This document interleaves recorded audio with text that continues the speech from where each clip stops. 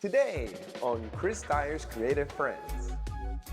I think that part of the other dimension exists in all of us.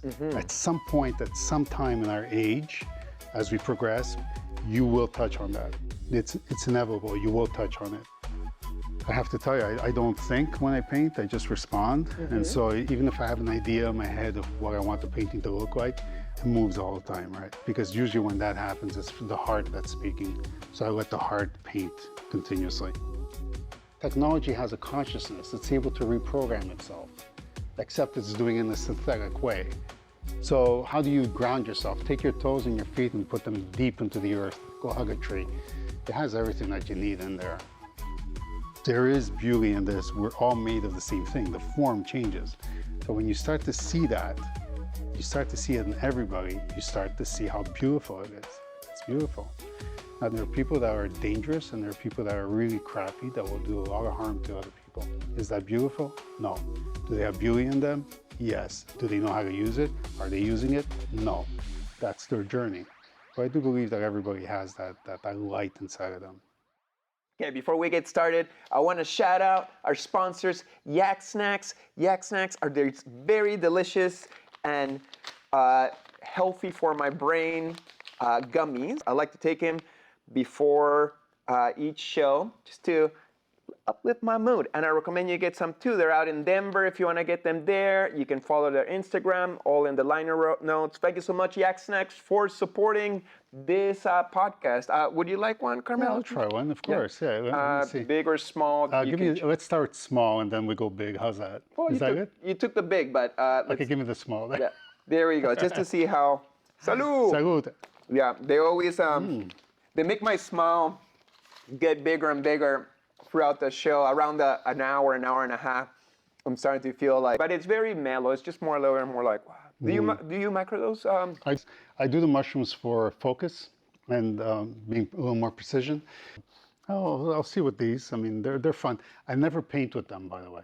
Okay. I never use them. How come? Let's see. I think for me it just creates a bit of a barrier. So I'm not as in touch with my heart, because what happens is, like, obviously you travel, like you go into a different dimension.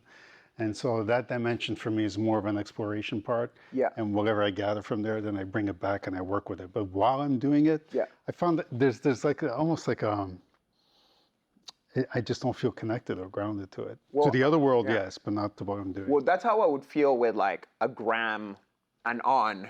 Like if I'm really affected, I'm not painting anything. Right, I would make a mess and you it would make look a like mess, terrible. Right. How's your energy? Because you almost don't even feel like getting up to do anything. You'd rather just be tripping and absorbing all these visuals. Yeah, I want to be on the floor. I want to stretch. I want to work my psyche.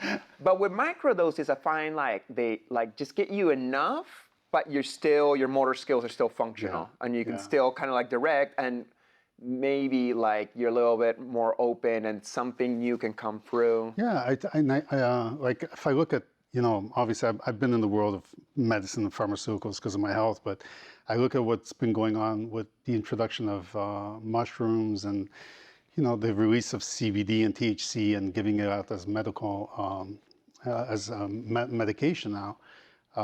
It's raising the consciousness of people to a whole different platform where they really don't feel like they're so dependent on pharmaceuticals anymore.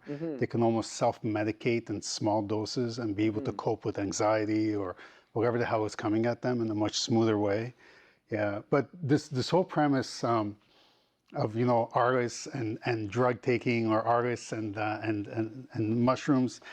It's such a stereotype. It's such a stereotype because we don't do that. In general, we don't. I mean, if you are in any way successful as an artist, you're not doing drugs because they don't go together. Or time and a place. Or a time and a place. But I personally, myself, I've never created under the influence. I haven't been able to.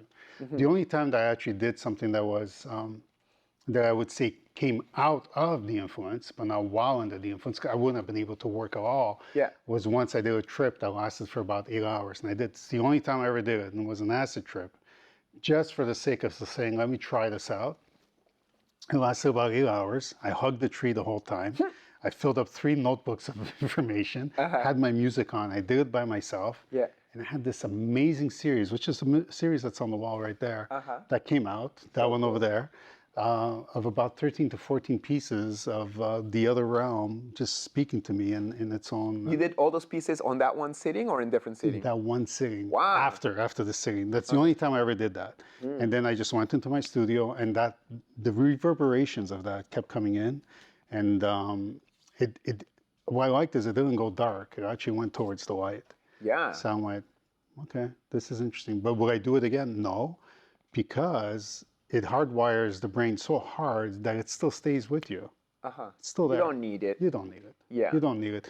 Can you get there without doing it? Of course you can. Of course. I mean, like anything, as you grow and as you experiment, you want to know more, so you try things, but always in a safe way. Yeah, well, that's awesome. And I would say your art's like visionary in its own sake. I'm sure a lot of people look at your art and be like, well, that's so psychedelic because of all the explosion of colors. Yeah. I don't see your art being psychedelic and visionary because of the use of colors, because say that one doesn't even have colors, but it still seems psychedelic and visionary to me. Like that's the thing. People are just kind of like very simple in the way they look at art, right. and it's like, oh, lots of colors, psychedelic. Yeah. It's not that easy, like or that simple, really. No, I agree with you. The analogy would be you look at a human being and you say, oh, a human being, right? But really, when you get into the psychology and the psyche of the human being, that is so layered. So that's what I paint. I don't paint the human, I paint the layering. So I don't paint the flower, I paint the layering in between, and that has multiple layers. So a lot of people, when they look at the work, they're moved. They're like, I feel something that I never knew, like it's speaking to me, because it goes beyond just the surface. That's the idea. You're right in seeing it. Although some of my pieces tend to be a little more trippy, because that realm exists in all of us. Yeah, right? Well, I think trippiness is actual and psychedelic. It's so funny because psychedelic is just being like this terms like, oh, hippies did drugs in the 60s and they did psychedelic art. But it's like anyone who's had a breakthrough experience through a number of psychedelics, you go into this colorful realm, which is like higher frequency than our physical embodiment we're currently in. So I think like spirituality, which then expresses itself in religions many times, like as stained glass or Buddhist murals in Asia and etc. All of that is also spiritual. They're trippy, they're very psychedelic stuff. Absolutely. You see the fractals in there. Like you see the dissemination of the form. You see the molecules and the atoms that fabricate the form. Even when I look at being Catholic, having been Catholic and being raised that way, when I would look at those stained glass, the essence of that was outer-worldly. And I would look at that, I'm like, there's something about it that is just not of this realm. And I think like throughout history, we've been trying to impose that or show us that, or we've seen it, and maybe it's almost like there's a bit of a layer on top of it. We don't want to show too much of it, because then there's like an amazing explosion of consciousness that will not be able to control by the powers that be. But I think that part of the other dimension exists in all of us. At some point, at some time in our age, as we progress or as we age, you will touch on that. It's inevitable. You will touch on it. Something will happen. Whether it's a crisis, a trauma, something really happy. Maybe you're going to go on some kind of drug binge. I don't know. Maybe you're going to do ayahuasca. I don't know what's going to take you there, jumping out of an airplane. But you will touch on that part of you that goes beyond what you're used to. Like your name, Chris Dyer, my name, it's nothing. It means nothing. It's just an attachment. Yeah, it's encasements, it's presentations, it's wrappers around the essence that is our true selves. And yeah, I think to me, psychedelic art, if we want to use that term, visionary, spiritual, mystic, trippy, etc., is really, it's a reality once we get out of this matrix. And it's so important because both will all touch it once we die and probably spend a lot more time than here.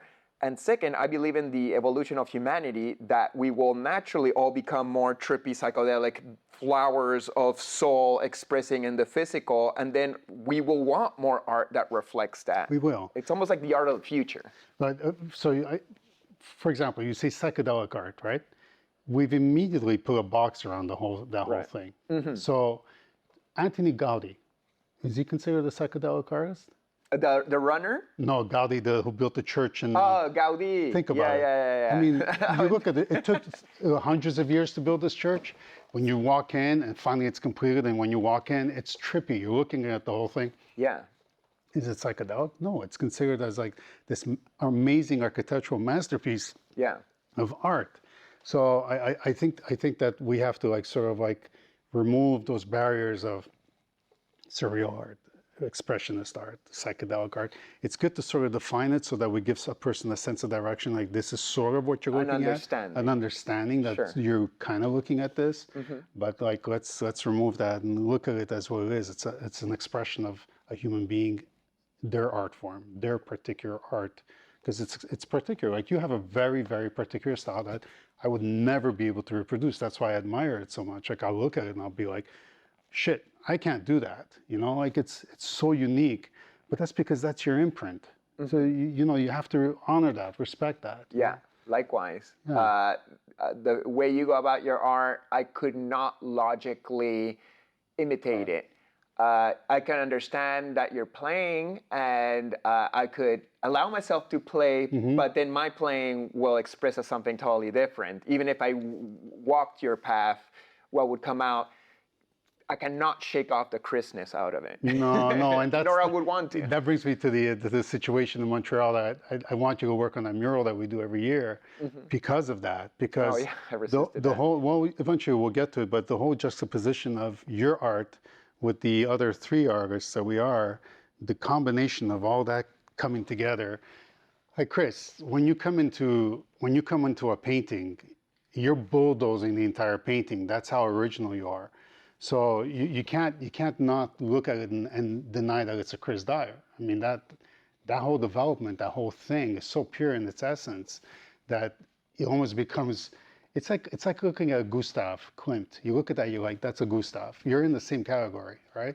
So when you put another artist next to you and we try and blend the styles, the challenge is like amazing to me. Because now like we gotta like, how are we gonna blend all of this and bring it all together? Yeah, that particular, like we can talk about it now. I was gonna leave it for later, but that project that you do in Montreal, is some kind of charity offering that you do? I have a friend who's also a big collector of my work, and he's a developer in Montreal. And so he called me one day and he said, we're redeveloping an entire neighborhood that's dilapidated, and I want to bring something to the city. Which neighborhood? Côte des Neiges. Okay. Côte des Neiges neighborhood. So it's overlooking the orange julep. Remember on the carry? Okay, across. So it's on this side. And I was in the parking lot here in Florida, and I was in my car, and we brainstormed the whole thing. So I said, how can we raise money for the community? I said, why don't we, I'll bring in a bunch of artists.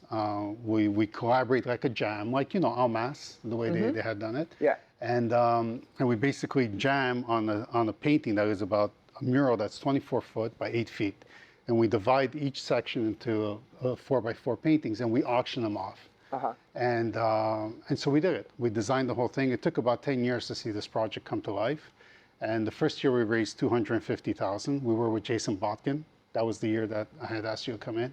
And then the second year we raised $650,000. Wow. And this year we raised $1.1 million. Wow. That's all going to the community. Okay. So what kind of charity? For food. People who are food insecure. Basically don't have any food to eat. Yeah. It's the power of art, how transformative it is.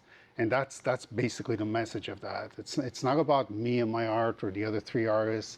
We're coming together as a collaboration, creating an absolutely magnificent painting, and then people benefiting from that. Donators are coming together, like the sponsors are coming together, they're buying the pieces, and the money's going right into the community. So I look at that and I'm like, art is very powerful. Yeah. I don't know if you were like that, but when I was a kid and I would do a drawing, people would gather. And it wasn't because I wasn't looking at that and saying, holy shit, I'm really good, look at me. Yeah. I was looking at that and I'm going, oh my God, this thing is so powerful that my classmates from all around the corner of the class came to look at this and are excited by a very simple drawing. Like, this thing has power. So that's nice. Well, congrats on that project. Shout outs to the other artists. We got what? Kevin Ledo, Kevin Lido. I had Jason Botkin. I had Melissa De Pinta. Melissa De Pinto and Kirsten McCrea Okay. from Toronto, who is now living in Berlin, but we fly her in from Berlin Oh, cool. to come and do the. Yeah. So I've passed on it on past years because I've had many complications with my traveling abilities, from being an unvaccinated foreigner to my passport didn't Right. work till I'm trying to get a green card. Now I'm free. now you're free. So if you, So it's coming up again this year. It should be. Which and, one? We usually we do it in two slots. Like we'll go in, for example, March or April. We'll create the wall, Okay. and then we're back again. Like we do press junkets. We do everything with that, and then we come back again. I think around May, which is the big unveiling.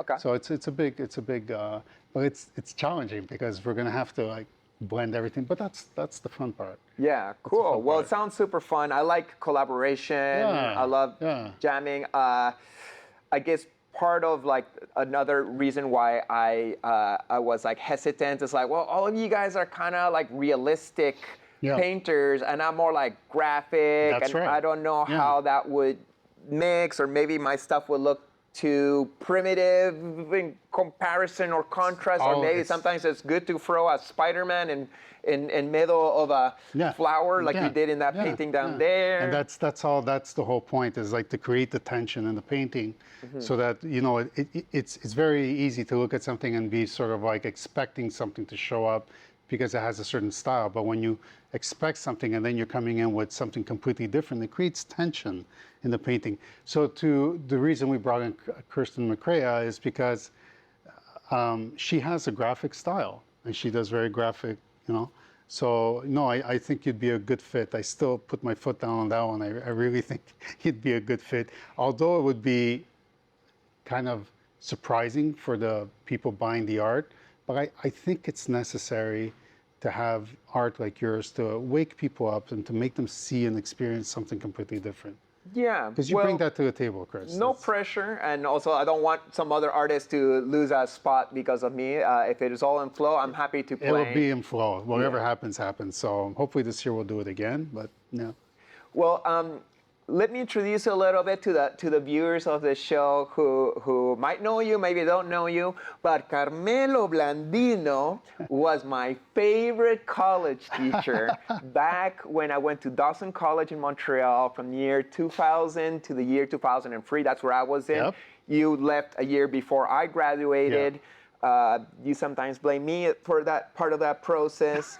But I really appreciated, well, I liked your art, but yeah, you were a teacher, so like students and teachers can get along or not, depending. But it seems like you almost kind of like lighten up with the years, all the way leading up to you just like quitting the whole system and quitting your life and quitting your partner and leaving Montreal. And all the students were all like, oh my God, what happened to this, teacher who just found this freedom? So what was that whole process of being a teacher in college and then, as an illustrator, not a fine artist, and then saying like, I want to change, I want to find something different, and I want to like grow? Was it difficult because you were so part of an ingrained system, or was it beautiful? There's all layers to that, so I'll answer them bit by bit. So yes, I did have a moment where I looked at everything and I said, I've had enough. I had run about 12 years of successful illustration. The illustration career was peaking and it was going in a beautiful direction. But you're going to be surprised with this one is when I had you as a student, you were actually instrumental in partially in my awakening, because when I would look at your notebooks and I would look at how you would sketch, I saw the freedom in there. And I said, here's this young guy who's a bit of a troublemaker, because you were a troublemaker, who basically is coming in with such a fresh take on everything. And the reason I had become an illustrator is because I was told by my parents that whatever you do, be successful at it, make sure you're making a living. So of course you go into illustration, because the idea, or sort of the stereotype, is that fine artists don't make any money, which is absolute bullshit. It's not true. So of course you buy into that. You're like, well, I need to have a secure this and secure that. But that security eats away at you. You're not your authentic self. So along you come, and you're super authentic in your work and your style and what you're doing. So as sort of like a side note to that, you were about to get kicked out of school, just so you know. Really? You were about to get kicked. Why? Hi, we take a quick intermission from this super awesome podcast show for me, your artist friend Chris Dyer, to tell you about Positive Creations, which is my brand I've been doing for over 20 years, where I offer a bunch of fun products for your enjoyment, like clothing for you to rock at your events and art prints for your walls. We got a new swimwear line with bikinis and board shorts, and of course we got skateboards for you to rip all over town, and we got new pashminas that came through, and we also got some rad kicks for you to use in the city. We got dresses and tank tops, and also we got some beautiful cotton t-shirts. Oh yeah, hats to crown yourself in all glory. And of course, my brand new art book. We got coloring books too for you to color and play all over my art. How about that? You like that, Jack? That's all right. So go to positivecreations.net, make sure to buy some stuff, and I give you my ultimate and eternal gratitude. Bless. He was about to get kicked out of school. And because you were so different that you didn't fit the mold of what we were teaching in the curriculum. But I used to go after school or during teacher meetings and fight to make sure that they didn't kick you out. Thank you. Because the whole point was your difference and the fact that you bringing in your style was going to elevate the program to a different level. I was very well aware of what was being done in New York and what was being done in the United States in terms of illustration and styles, and you were coming in really fresh. So I looked at all of that, and I would tell the curriculum, the teachers, I go, you need to keep this guy, because he's the guy that's going to turn heads and make other people look at our program for its freshness. So one of the things is, at a certain point, I knew you were staying, but I saw that I was fighting a system, and I wasn't authentic anymore, so I left. I was fighting the system with the illustration. It wasn't authentic to me, so I stopped. Everything changed. And so I asked myself the question, which I always ask myself, what have I not done yet? Okay? As soon as you ask that question to yourself, the answer comes in immediately. And if you're really truthful to yourself and you follow it, then your entire life is going to change. And for me, it was, you haven't seen your work as a fine artist. You've always wanted to be a fine artist. And of course, yeah, but you can't make a living, yeah, but this. And I said, you know what? In order for me to really focus on what I need to do, I have to change everything. So I left the city. I went and lived in the woods. I went I went to the Eastern Townships. I went and lived there. I first rented a house, and then I bought a house, and I built my studio. Some of my best work, early works. I love that studio. Yeah, you came and visited at the studio, remember? Yeah. So some of my best work came out of there. I was picked up by the Montreal Museum. They bought some pieces of my Gallery de Buffet, Boshi Gallery in Toronto. So it just started to snowball. I was so impressed when all of a sudden you were in the biggest galleries of Montreal that all of us would have dreamed and still do to be in there. I was impressed too. You made it so quick. It's like, damn, Carmelo Blandino, he killed so quick. Yeah, but that's Chris, it's the way that I do things. It's really a way that I do things. It's like, sometimes to the detriment of the people who are around me. But I do notice that when I do these moves, and whatever moves it is that I'm pulling, if nobody follows what I'm supposed to do, they're not meant to be in my life anyway, and I'm not meant to be in their life anyway. So that was one of the biggest things that I looked at. And look at this, like, we're talking now like almost 25 years later, and you and I are still talking. We're still in touch, you know? So there's a lot to be said about that also. And you've led your life, you're leading your life with your art, I'm doing mine with my art. But those circles keep coming around. There's people that I just do not even see anymore in my life. Gone, just gone. Yeah. Because of the decisions that I've made. It's like a train track, right? You switch a track, and before you know it, you're riding like this, but before you know it, you're so far away. Yeah, vibrational alignment. Yeah. That's all it is. That's all it ever is. I mean. Well, I really appreciated you when you were my teacher because you were seeing that I had something special, which I knew, but like also, what do I know? I'm a 21-year-old Right. kid Yeah. who just moved to Montreal, and all of a sudden Right. Yeah, I remember that, yeah. there's dépanneurs in every corner, and I was drinking 40 or 2 a day. And showing up to all the classes, but maybe showing up drunk and being a nuisance Yep. and trying to be all weird because that's what was chasing. And you're like, okay, this guy's kind of reckless, but those psychedelic skateboards he's painting. Yeah, I remember like, those. I've never seen any guy do that. So you'd Right. be like, hey, well, everybody does that boring illustration project. Yeah. Keep on painting on your broken skateboards Yeah. because that's what people are going to like once you graduate from here. And I had you bring in those as actual projects for me. I said, yeah, don't bother with the paper. I remember, I think one day you were trying to do a natural illustration. You're like, I can't do it.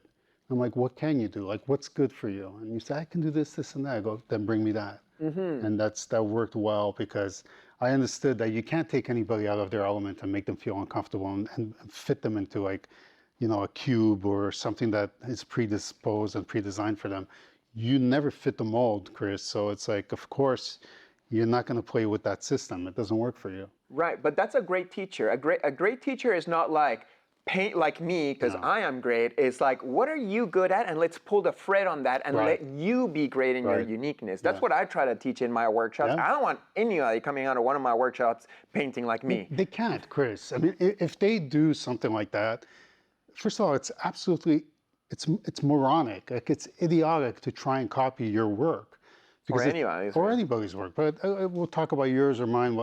Because the styles are so distinctive that we've worked so hard to, you know, it's just such a natural part of an extension of who we are that when you're trying to copy that, you're always going to have that, oh yeah, that looks like a Blandino. Oh yeah, that looks like a Dyer. Like, as an artist, do you want to live with that? You're not being authentic.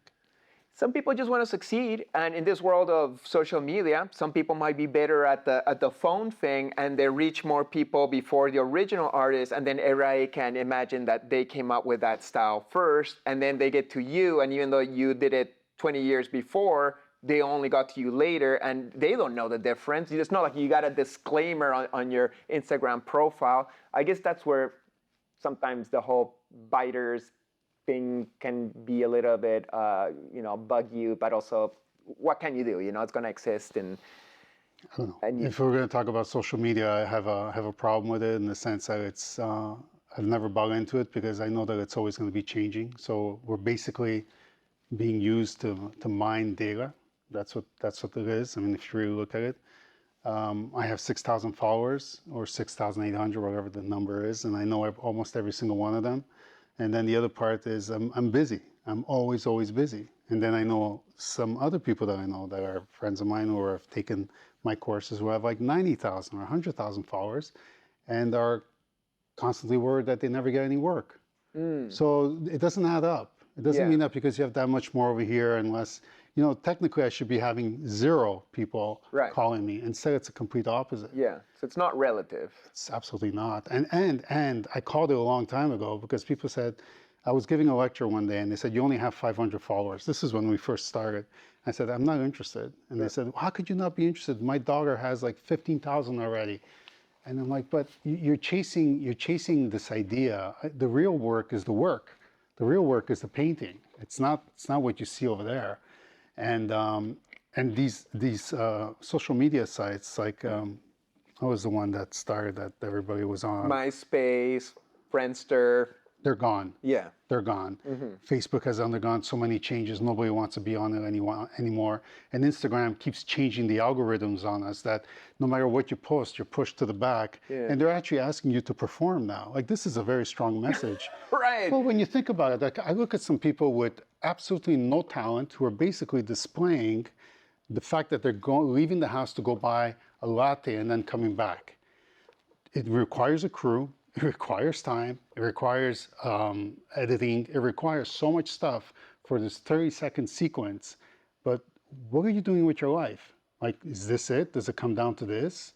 That's a very empty life. It's very empty. So I look at that, even that eventually is going to die. So Yeah, and not to this social media and the opportunities it's brought so many of us inevitably by the level of exposure that we never had before it. But yeah, you can't be like putting the artwork to the side to be a TikTok dancer just because that's what's bringing the people in. well, it's not so much the actual act of what you're doing, it's that you're being asked to do this without realizing it. Because they release information saying if you really want your followers, if you basically do this, you'll get more followers. So now you're not catering to your art form anymore. And you're basically catering to an AI system that wants you to do something because you're not even catering to your audience. In my case is what I'm talking about. Like, I'm not going to perform for anybody. I will do a few clips of me painting because it's information that people use when they want to learn how to paint. They see my technique and my style, and that's it. They're never going to see me pouring a cup of coffee and saying, this is my coffee. You don't want to share your personal life No, because it's not your No. nature. I'm very private. Yeah. It's really funny. I'm very, very private. And, you know, I'm just like that. And, You're more old school. You're like mid-50s right now, so well, that's not something. I'm mid-50s, but at the same time, I grew up with the idea of like one day it will be great to be on television, and now everybody's on television. So you look at that, you're like, well, what am I left with? You know, what do I do that's really, really good? And it's this. It's this, Yeah. the painting. You know? So is there any need for media to get Yes. your work Yes, in front of yes, people's yes, faces yeah, yeah. and make a sale or Yes. sell a book or Make a sale, or no. get a show? Make a sale, no. No sales happening from Instagram or social media or even an article in a magazine. I think those are our residual value, like the supporting material. Definitely my book helps sell more paintings because people see the coffee table book in houses and in businesses and say, oh, who is this? You know, and then they start to follow on social media. A lot of my sales come from old school, which is direct mail, which is email. Okay. And that's where I communicate directly to my followers, my clients, people who have really supported me for like years. You know, I have people that go back, we go back 30 years on a mailing list. And that to me is vital. It's very important because when I write something and I send something out, they know that I've taken time to do it. And in acknowledgement of what I've done and in correspondence to that, they take the time to read it. And a lot of people actually respond with heartfelt thank yous or responses to what I've written in a very personal way, the way you and I are communicating. I think ultimately we're always going to resort to email. That's why I tell a lot of my students, it's like, where's your mailing list? They're like, Instagram. I'm like, get a mailing list. Yeah, because those things come and go. Those things come and go. Yeah, I remember when MySpace stopped being popular. Right. Everybody freaked out. They're Well, it was like I had become all of a sudden like kind of famous real quick because with MySpace there was unlimited people you could follow and people would put you in their top 10 and a lot of people were putting me there and all of a sudden like everybody knew me and I was getting all these opportunities and then all of a sudden all these bands annoyed everybody so much that everybody got out of MySpace and Facebook wasn't happening yet and I was back to zero and I was like, all right, well, at least now I got a lot of time to paint. Yeah. And I just went back to like making even better paintings till the next wave of social media came and you know. That's my point, Chris. Like you make a good point is that the investment should be in your work. I mean, I was telling you that earlier, like it's taking me like, I knew when I hit 52, 53, like there's no more experimenting anymore. There's no more trying. Now it's just about doing. Okay. It took that long to actually do that, to actually get to the point where you're like, I can paint anything. I can draw anything. Anywhere. That is like, it's so in my blood. It's so part of my psyche. But as you know, as artists, sometimes we'll get very insecure about a certain way of painting. And in the back of our head is, I've never done that. Or how would I be with that? I don't have that. The confidence level is like through the roof. And I know that I am well within my situation of capacity. So that takes time to get there. And it takes a lot of paintings. I've lost a lot of friends. I've lost a lot of girlfriends. I've lost a lot of things to dedicate myself to this craft. Is it worth it? Is it worth it? Yeah, becoming that good of an artist that you potentially ruin relationships with people. Well, those relationships were probably never meant to be. See, that's the whole thing. Yeah. It's like so it sort of becomes like this fine lover that's with you for a long time and always understands, because basically it's you in yourself, and you know the journey is very inward, you know. So there's that part of it that is. I think this is where we're privileged as artists. Not many people have the time to look at their belly button and be introspective in their life. We spend countless amount of time in front of a painting, and you know that at a certain point you disconnect and you're painting, you're doing the motions, but you're mentally not really here. You're flying around somewhere, analyzing, going through things, reliving certain moments, you know, coming to terms with whatever it is you have to come to terms to. It's almost like you're your own psychologist, and then you're done. And most people are working 9 to 5, busy with kids. They don't have time for that. So is it worth it? Yeah, it's worth it. What it's done is, for me personally, it's lifted my level of consciousness to a whole different degree of understanding of our planet and humanity. Mm-hmm. Do I have a lot to learn? Shit, yes, because the more I learn, the more I know that. And that's really true, this adage, the more you learn, the less you know. So I look at that and I'm like, wow, like the journey never ends. And I'm so grateful to have sort of like a vehicle that takes me through that. Yeah. That's how I see the art. Well, yeah, it's the ultimate mistress or partner, because regardless if she changes, and your art will change throughout the years, right. You know, it changes because of what comes out of you. Right. So it's still connected to you. So you'll never have a fight with a painter. Well, kind of, but but you may have a struggle once in a while. You resolve it, and you go back to creation. While a physical partner, a wife, a girlfriend, whatever.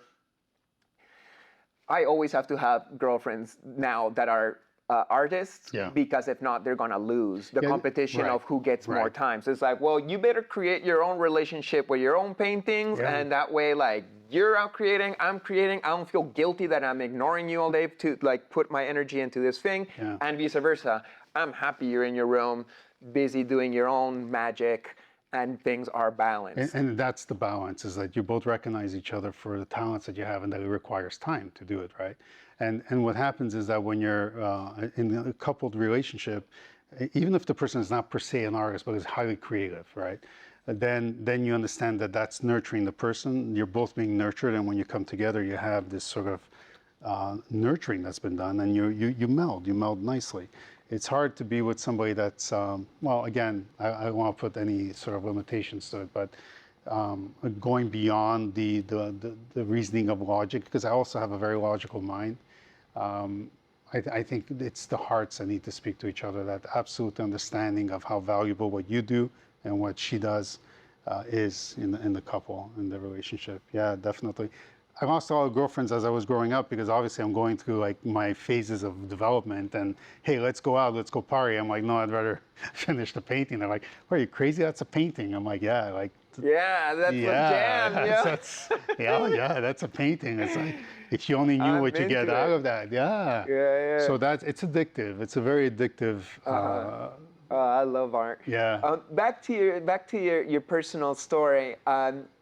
You leave school, you move to the countryside. I know that's when you started experimenting with psychedelics and hang out with new kinds of people, and you got your lessons from there. When did you decide, like, where and when and why did you decide, okay, I'm gonna move to Naples, Florida? When I found out you moved to Naples, Florida, I was like, wow, that's quite a radical change from Montreal. Maybe that's what people think about me now, moving to St. Pete, but... Yeah, it's like everything else that I've done. It's always been like, that's not his character, but honestly, people don't really know who I am. So they always kind of see the surface part. But for me, the reason I switched is because I remember I was starting to make a very good living for myself in Montreal, in Canada, and I reached a certain number in income, and the government took half of it. I know about that. I said, that's it. I go, no.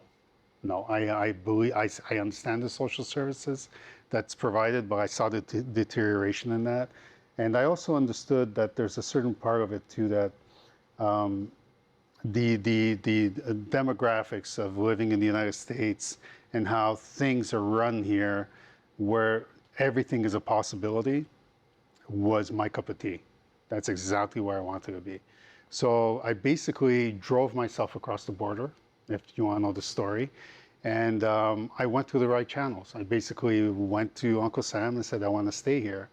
And they said, well, you need to get yourself, sponsored, and not having a job being an artist. I sponsored myself. And I got my papers. You had to prove that you were a valuable worker. I had to prove that I was like a valuable worker. It's It's the type O visa. But what I did is I proved to the U.S. government that I was a cultural asset, that they needed me here for the work that I've done and the work that I will be doing. And so that's what I did. I just prepared 2 beautiful, huge dossiers, and I dropped them off. And I think within less than 6 months, I had my green card. And then in 6 months? Yeah. Wow. Yeah, Took me a couple years. It was during the Obama administration, and it came pretty quickly. But yeah, no, I was actually quite surprised. I thought it was going to take about 2 or 3 years. But a funny story. I was sitting in the airplane coming back from, I think it was Canada at the time, and I'm sitting next to this gentleman, and we were talking, and then he's asking me about my story, and I'm telling him a bit what I'm telling you. And the whole application with the green card, and he goes, "So you want to be in the States?" I say, "Yeah, I want to be there, run my career from there, or blah blah blah blah blah." So as I'm telling my story at the end of the trip, I said, "By the way, I've told you a lot about myself, but you never told me what it is that you do." He goes, "Well, I'm the person who works in the Miami office for I OK the applications for the green cards." I said, "What?" He goes, "Yeah, I'm the guy who says yes or no." I goes, "Don't worry about it. You got your green card." And sure enough, within 2 weeks after that trip, I got my green card. Do you think because of that guy, or just because idea. he knew, like, oh, this guy is doing all the correct things, he'll be fine? From what I understood, it was a very tiny channel that kind of went through him. So maybe at some point there was that also happened. Yeah. But I mean, when you talk about nothing happens by chance, I mean, that was one of those moments. Have you ever had those moments where like something, like you feel the shift in energy, you feel that you're entering a new reality? Your track has just moved this way and your train is now going this way. That's what that felt like. I got off that plane and I went, that was really bizarre, really, really bizarre. And then, of course, when I received my letter, I said, well, it wasn't that bizarre. Yeah. Well, it's the universe talking through the synchronicity of life. Absolutely. And anyway, so yeah, I'm full-blown American citizen and happy to be here. So why Naples? Because this place is amazing. It's fancy and pretty. Yeah, but beyond that, yes, but that's the surface, right? But beyond that, the energy of this place, it's a vortex. Oh, yeah? It's this vortex of energy that is just draws in people. They're always happy. People are cool. I mean, of course, it's like a beach resort in a way, and it's wealthy, but it just, people get things moving here, but it's not a pace like New York where you're a slave to the system. It's actually done in a very, very like relaxed way, and it's still done in a night. I sell paintings to some of the happiest people I've ever seen in my life. I mean, it's awesome. It really is. It's awesome to see that energy. So I love the energy about it. Walking up and down the beach, I remember looking at that, and I'm like, this is it. This is going to be my new home. Yeah. Nice. And I left twice, and I came back. Okay. Yeah, I love moving to Florida. Yeah, like I don't live in Naples. I live in St. Pete, which is different. But you can't beat the sunny everyday situation.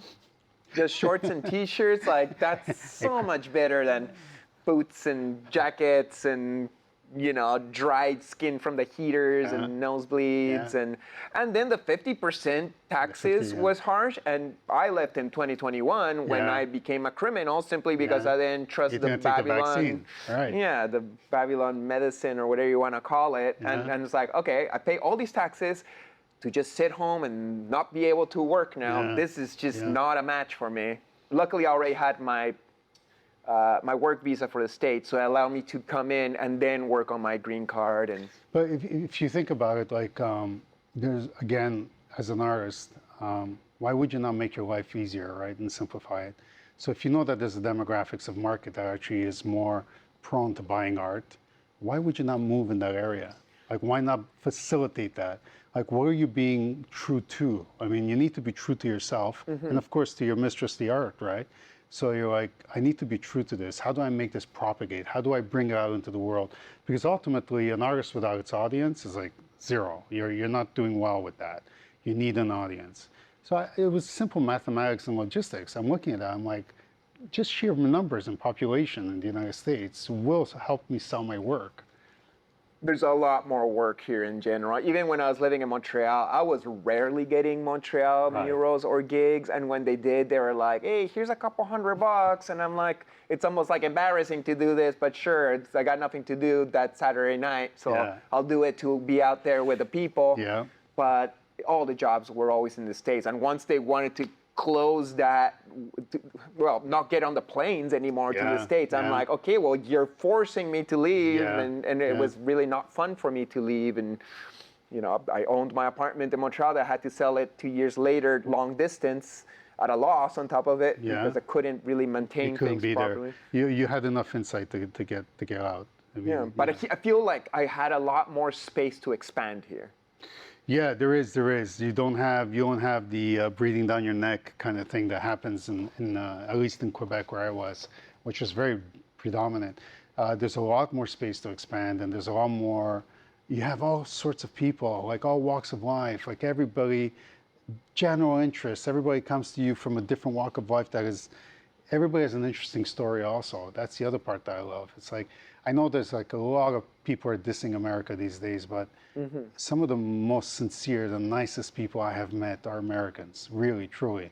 And I always say this, like, you want to get to know an American, stop listening to the news, stop listening. Go at their house and sit down with them and have supper with them, please. Yeah. And then you really get to know who they are. Yeah. One-on-one. Even the stereotypes. You know, like what we see on TV are just stereotypes, on both sides of the fight. Of course. And the extreme, exaggerated versions who do exist, but like really, the majority of people are in the middle and they're kind of chill and they just want to be left alone to like live a chill life. But even if you were to sit with the extremes, it'd be like, oh, this person got hurt and this is his reaction to that hurt and it's not its fault. And they just need to be like treated with compassion and respect. And I don't know. I love it here, and I love the people here, and I don't like when like the States gets a bad rep. Not that I'm emotionally attached to the States; it's not my country. Or Florida, the place I live, is like, oh, you live in Florida? Ooh, like Trump, huh? It's like nothing to do. I don't even know this guy. I don't know him personally. No, it's don't look at me like that. But even at that, you're like, it's like really bringing it down to the individual. It's. How does it affect you? Like, what are you doing? Who are you? What are the conversations that you're holding?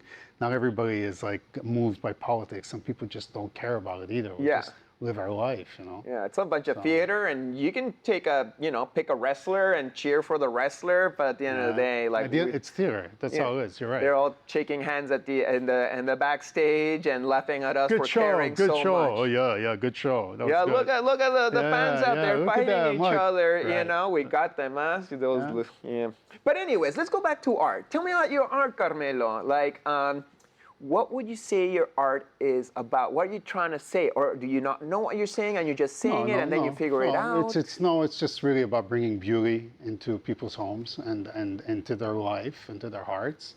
And I think, again, a long time ago, I saw how we were slowly moving away from beauty. I see it in the architecture. I see it in the clothes that we fabricate now, the material that we listen to, the books that we write and read. You think that the whole human culture is moving away from beauty? Yeah, we are. That's postmodern art, post-Soviet Union fall art, I think World War II changed it. Yeah, I think. I don't know. I think the wars, all the wars that we've generated have definitely changed that, because, I mean, how could it not affect your psyche? Mm-hmm. How can you not see things and start looking at it, especially if you've gone through a war or your country was ravaged? How can you pretend to, it's hard to try and find beauty in it, right? But also I think there's a system of degeneration in the sense that it's almost like to have something that is not as eloquent or not as detailed or not as, I would say, crafted, where the time is actually spent on it. We're moving away from beauty with that, because there's a connection that you're doing. Like if you're carving wood, you know, every single piece of that carve, you're in it, you're connected. And today, you know, the way we sculpt is it's computer generated, and you have the laser just cutting right through it. Is it beautiful? I question that, because the human touch, like that intrinsic touch of the connection between the soul and the material, is embedded in the art. And when you're missing that, it doesn't look natural. We're moving away from the natural aspect. So why flowers? It's because it's a universal message. Everybody gets flowers. Everybody understands flowers, but they're not your typical flowers. They either go get your heart, they go get your masculinity, or they go get your femininity. Those are the essences that I work with. And yeah, I wanted a universal message that touches hearts, and that's why I went with that. Do you consider your art part of the niche of flower painters, or do you simply use that as a structure where you can actually do like abstract paintings within the body of a flower? Yeah, it's just an excuse. Like when I'm doing the abstract paintings, it's just an excuse to explore color. Uh-huh. So it's abstract, yeah, but I'm just exploring color. And sometimes when I do the realistic pieces, it's because I want to explore my own, how much attention can I put into a piece? How much dedication and devotion do I have? So that tends to be a little more detailed. In time, by the time I'm done with all this work, by the time I've left the planet, I'll let other people categorize it. But I'm didn't call me the floral painter. But it's beyond flowers. I can't even tell you right now where I place it. You know how when you're doing something you don't really see it, and only in hindsight, once you pulled away from it. Yeah. That's sort of where I'm at. Yeah. Well, what I see you doing, which is super beautiful, and it changes each piece, or maybe perhaps you do bodies of work that are united, and then I'm just seeing like one painting left from all these different shells. Like I'm loving this painting behind you. It's so juicy, and there's like 20 paintings in there. It's totally sounds like a subconscious intuition, exploration through colors and shapes, and you're just taking dictation from your higher self. That's it. And you only know what's happening, but you know that how to do it. Kind of something like that. It's exactly that. Okay. It's exactly that. I don't know. I have to tell you, I don't think when I paint, I just respond. And so even if I have an idea in my head of what I want the painting to look like, it moves all the time, right? So it's never going to be finished and look like this. As things happen progressively on the painting, if it looks better than what's in my head or what's in my head, because usually when that happens, it's the heart that's speaking. So I let the heart paint continuously. It's sort of like, that's the other thing that I've noticed in my art. I never paint with the idea of saying, I'm going to paint it for this type of client. I just paint it and I say, the right person will come and meet the painting. Right. So it's not structured in a way that is like really, really figured out, like a formula, I'm going to do this, and then I'll get these clients. No, it's just truly understanding that beauty draws everybody in. Beauty is quintessential. Yeah. I mean, we all like beautiful things. We like to feel beautiful, look beautiful, have beautiful things around us. How could you not create something that is beautiful and think that it's just going to stay there for months and it's not going to move? Somebody's going to pick it up. But you have to have good taste. So, like, really? I don't know. Beauty isn't really good taste. I mean, they say that beauty is in the eye of the beholder. Maybe what's beautiful to somebody. There's some art that I find not beautiful that does so well, and I'm like really trying to wrap my head around it. Like, how do people find this so good when I don't? Is it the majority? No, it's not. Well, I don't know. But well, I mean, you line up 10 people in this room and you put that art in front of them and you ask them all 10 to love it. I guarantee you only one's going to say yes, and even that one's going to be hesitant. So do you think again perception. Beauty is a universal thing that we can all agree on? Absolutely, because it's the entire harmony of the universe and how it balances itself. If beauty wasn't integrated into the universe, we'd all be out of whack. I mean, we would be completely out of whack. We wouldn't know left or right. But even the balance of that's beauty that brings it together. It's beautiful. You ever seen, just recently, I planted about 12 lemon trees from Sicily, right? I brought home the seeds from Sicily, and I had these things sprout. So that was the first beautiful moment that I saw. Then I took those sprouts and I put them in the ground. And then I would watch it every single day. And that little sprout would come up. And now, I mean, they're about this tall, right? So I've got about 12 or 13 of these. The beauty that I found is not to actually see the tree. That's one part of it. But the beauty was the force of nature, that the consciousness of that little seedling refused to die. And so it pushed through the actual shell, pushed its way out, pushed through the ground to go and hit the sunlight. There's your definition of beauty. the whole act of existence itself, Life. is beautiful. So when you integrate that into your work as an artist with the full understanding that there is beauty that's coming out of that because you're integrating the whole aspect of your own existence into the work. I mean, it sounds like a very heavy topic, but in the end, this is what we're doing. We're just showing them like a reflection of beauty. It's always a fraction or a reflection of it. Like the flowers that I paint are just a reflection of what you already have inside of you. That's it. Have you ever read the book A New Earth from Eckhart Tolle? Yes, I did read The New Earth. I've read The Power of One. The Power of Now. The Power of Now, over and over and over again. Right. I can never get the title right, considering how many times I've read it. And The New Earth, I think, was also, I think it was ahead of its time with that one. Yeah. But my point why I bring it up is it begins with the first flower that was ever born on planet Earth. Before that, it was just plants, and one day came the flower, the first ever flower that came out of evolution. And he compared it to enlightenment. And that, we will become like flowers, enlightening, and maybe it's a rare thing to see the first flower, but eventually it will be a bunch of flowers around. So it's like to observe flowers as the enlightenment of a plant. It's a nice symbol. Once again, a spiritual symbol of spiritual evolution. Hi, it's your artist friend Chris Dyer, and I'm here to encourage you to tap into the mountain's ancient medicine with the #1 shilajit distributor in North America. Vivemedics Shilajit delivers 84 plus essential minerals and fulvic acid to ignite energy, sharpen clarity, and nourish your vitality. It's ethically harvested and scalar frequency infused for your highest resonance. Whether you choose the resin, tablets, or powder, Vivemedics Shilajit is a sacred key merging ancestral Ayurvedic wisdom with modern precision to awaken your inner light and expand your whole experience of being. Salud!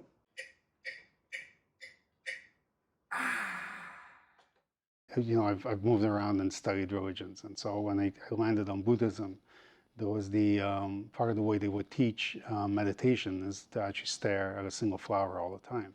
And in the process of meditation, when you recognize yourself as the same energy that's in you is the same energy that's in the flower, you've reached a form of enlightenment. Right? Now, enlightenment doesn't mean that you head up to heaven. It just means you're more aware. But the point is that there is beauty in this. We're all made of the same thing. The form changes. So when you start to see that, you start to see it in everybody, you start to see how beautiful it is. It's beautiful. Now, there's some people that are absolute shit. There are people that are dangerous, and there are people that are really crappy that will do a lot of harm to other people. Is that beautiful? No. Do they have beauty in them? Yes. Do they know how to use it? Are they using it? No. That's their journey. But I do believe that everybody has that light inside of them. So sort of like the flower that Eckhart was talking about. We all got the potential to we all have the potential, bloom of course. into a flower. And some people are here purposely just for the potential of like causing havoc so that we can grow from the havoc. They grow also from the havoc, by the way. Yeah. It's just not in the way that they're making it a little harder for themselves to grow. Well, we also need some manure. You need some manure to to feed the new plants and flowers to bloom later on. Tell me about your mediums. It seems like you got like a mixed medium going on. I see spray paint stencils. It looks like oil, or maybe some oil sticks, or what's your approach? No oil sticks. There's a spray paint at the moment. Well, with that painting that you're looking at particularly, spray paint and acrylics. That's it. Okay. Yeah, and then I'll use like Crink streak markers. The ones the goop ones, the ones that drip. Again, in a very stylized way. You do not look like you're trying to make your paintings look like your classic street artist, fine artist that's like, look at this painting that was done in the back of an alley. Yeah, it's not authentic. It's got some like looseness and stuff, and you're using street art materials perhaps, like the markers and but I don't see any street art vibes in it. You're using it in your own way. Using it in my own way. Street art, again, is just another idea. I'm not going to buy into it. It's like, again, it's about the flower. It's like how many different ways can you paint a flower? Well, there's million infinite ways to paint a flower. That's all I'm doing there. That's all. What tools I have? Well, I happen to have these tools I want to play with, so I just approach it that way. Again, to get close to something that is we call street art, I'm immediately going to be categorized, and I'm going to be told, "Oh, you're not a real street artist because you've only done 4 or 5 murals," and it's not the point. I'm an artist. I'm an artist. That's great. It It stops these there. boxes. Yeah, all these boxes. It's great. These boxes are great as platforms to share our work with people who like similar kind of work, but then they become so limiting. And Well, they're great when I go visit my friend in jail, but when they close the door behind me, I'm stuck. I can't get out. You see, it doesn't work all the time, and it's just best not to enter. It's like just to look, observe from a distance, and do your own thing all the time. No, and I got caught into that trap when I was doing illustration, because I developed a very specific style. But that style, at a certain point, was like, "Oh, your work looks like Gary Kelly," and I was a famous illustrator at the time. I'm like, "Oh, well, that's interesting because I'm not copying him. I'm actually influenced a lot by 1920s Art Deco, and that in itself was its own thing." So I had to eliminate everything, all of it. Like I don't want any of it near me. Like I have tons of books on artists that I've studied, and one by one, like every year, I get rid of these books to the point where I never look at them anymore. Nothing. I'm gonna give you my address later on.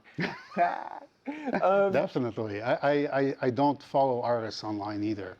You know. Oh wow. Yeah, no, I don't. None of them. So what is more important from your point of view, technique or uniqueness, or you need both in order to succeed? Both. You need Obviously, both. but like, say if somebody gave you uniqueness or technique, Frida Kahlo or Diego Rivera, which one gets you more excited? God, neither one of them. Let's talk de Kooning, and let's talk de Kooning versus let's talk de Kooning and Degas. Yeah, now we're talking, because these are the absolute extreme opposites, you know. Okay. And I mean, Diego and Frida, the reason they don't appeal to me is they were both wrapped in their own trauma and their anguish. You know, I don't buy into that. There's like, it's beautiful. No, it's not that beautiful. There's some beauty in it, like you can find it, but it's not an everlasting beauty. It's become trendy actually, and as the uglier we get in our world, I'm noticing that more and more people are leaning into those works, particularly Frida Kahlo, which by the way is a very important female artist. I do get the quality of that. But if we're going to talk about biting into the bullet of like really taking a bite out of that art, I think de Kooning expressed it very well, and I think Degas, if you look at him, the mastery of the skill of Degas is like unsurpassed. I haven't found anybody yet. The only one that I find that comes really close to him was contemporary right now is David Hockney and William Kentridge from South Africa. Brilliant artists, both of them, who really embody that really well. But you see, they're in a class of their own. It's like almost unrecognizable. Like, who's William Kentridge? David Hockney, you'll probably know a little bit more, but, and even looking at de Kooning's pieces, they're so free, so free and beautiful. The dance that he plays with that. And then Degas he's tight, but free at the same time. So the juxtaposition of that. So I learned from them a lot. If I look at who I learned from Van Dyck, de Kooning, Degas, those were my teachers. Jean-Auguste Ingres, David, Caravaggio, and so the old school classic. Pierre Bonnard, and then I stopped. And then I stopped. I don't listen to anybody else anymore. Yeah. And because everybody is, I don't want to be a rehash of something that's already done. If you stay too long in that system, in that area, before you know it, even without trying to copy it, you're going to absorb it. So learn what you have to learn and then move on. Like get rid of it, get rid of the stuff, because the ultimate source of infinite wisdom is within you. It's not in what somebody else has done. Is it possible for an artist to not copy at all or take anything from a previous artist? What was the quote like? I don't think it's not possible. It's absolutely not possible, because it's like then you're living in an absolute vacuum, like you haven't seen anything. No, of course, no. But recognize that at some point your language has to be your language. Yeah. Like you have to do it on your own. Yeah, you got to build your letters, your words, and your sentences, and eventually your paragraphs, visually speaking. And that's the thing, is like I have copycats, right? And I look at that and I'm like, okay, fine, use it. And sometimes I encourage my students, I say, by all means, copy what I'm doing. Like learn from me. but at a certain point, disconnect. Because if you don't disconnect, you're going to fall. You're going to be always a copy of a copy, and that's a disservice to them and to humanity, because you're not living to your full potential, what you could potentially be giving to people. Yeah. Back to mediums. It appears to me like you're playing with oils, No. but you're not. So why? I started playing my first works in 2002, were all in encaustic and wax. Okay. Right, but I would work the wax upright. Normally you work it flat and you sort of melt the wax. So to counter these sort of conventional ways of working, I lifted the canvas this way. So as the wax was hot off the ovens and I would transfer the wax, it would drip, right? So you had about 3 seconds to respond. So I loved the spontaneity. You couldn't think, Chris. You had to work from the heart. So you're like bang, bang, bang. And I'm working these very large, elaborate portraits. The faces are this big and landscapes. Eventually, I started to notice that the wax is very toxic. After 8 years of doing it, obviously I said I have to stop this. So I switched to oils.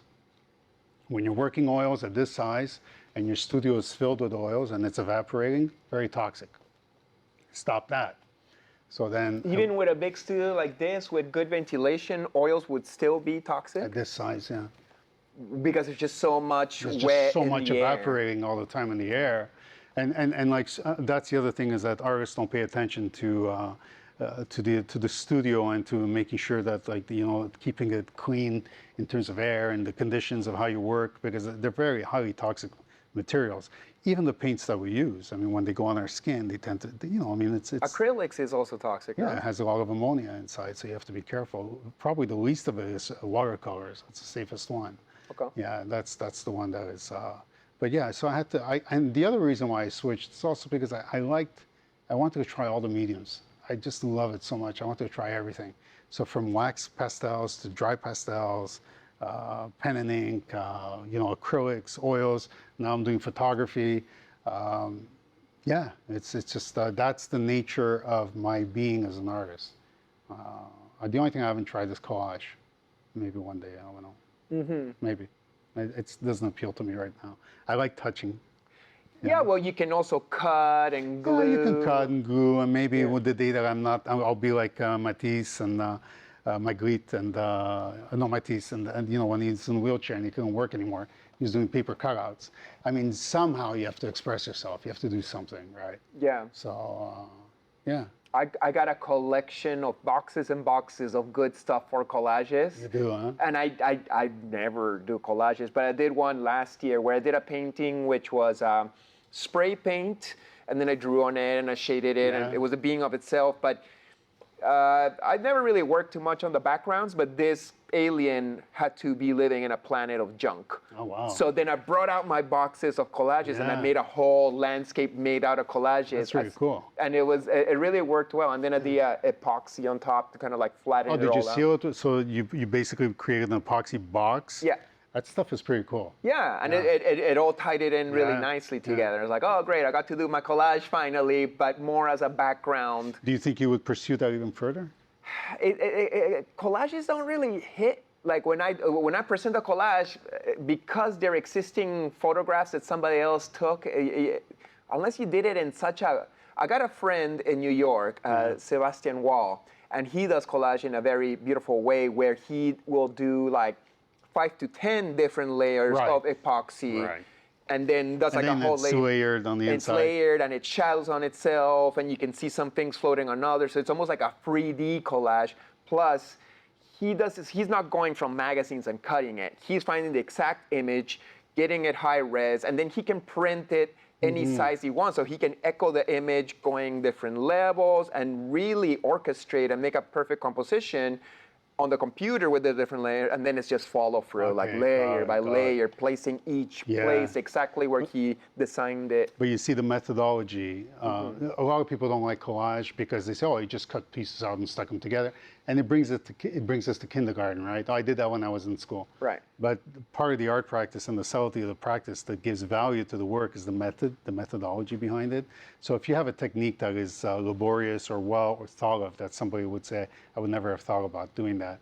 That's more than half the appeal of the artwork, But speaking of collage, I don't know if you've seen these, I don't know who the artist is, Well, I did see some of these being exhibited, and it looks like absolute junk. It's just a bunch of pieces put together, and then when you move around and you look at it, it's Oh, this beautiful yeah. bird, and I then you have look at seen it that. sideways, and you Yeah. see right through it, and you're like, wow, that's really... That's pretty badass. I mean, talk about working with optics Yeah. and really messing with your mind. It's like, where do you even begin with something like that? Yeah, like how do you plan How it? do you plan that, right? Yeah. Like people think this is complicated. I'm like, no, how do you plan that? Yeah. That is pretty complicated. Yeah, it's to like, me. oh, I need like a bottle cap that will just Right, create. right, yeah. Yeah, and especially from the distance, Yeah.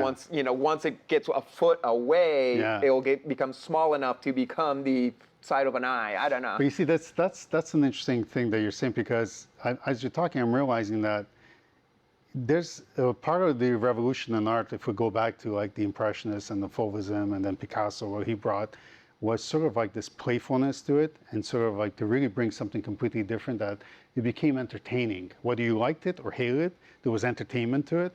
And now artists they're continuing to build up on that and continue to build with it, especially with the forms of object, where normally sculptures, you look at it and you're like, I know exactly what it is.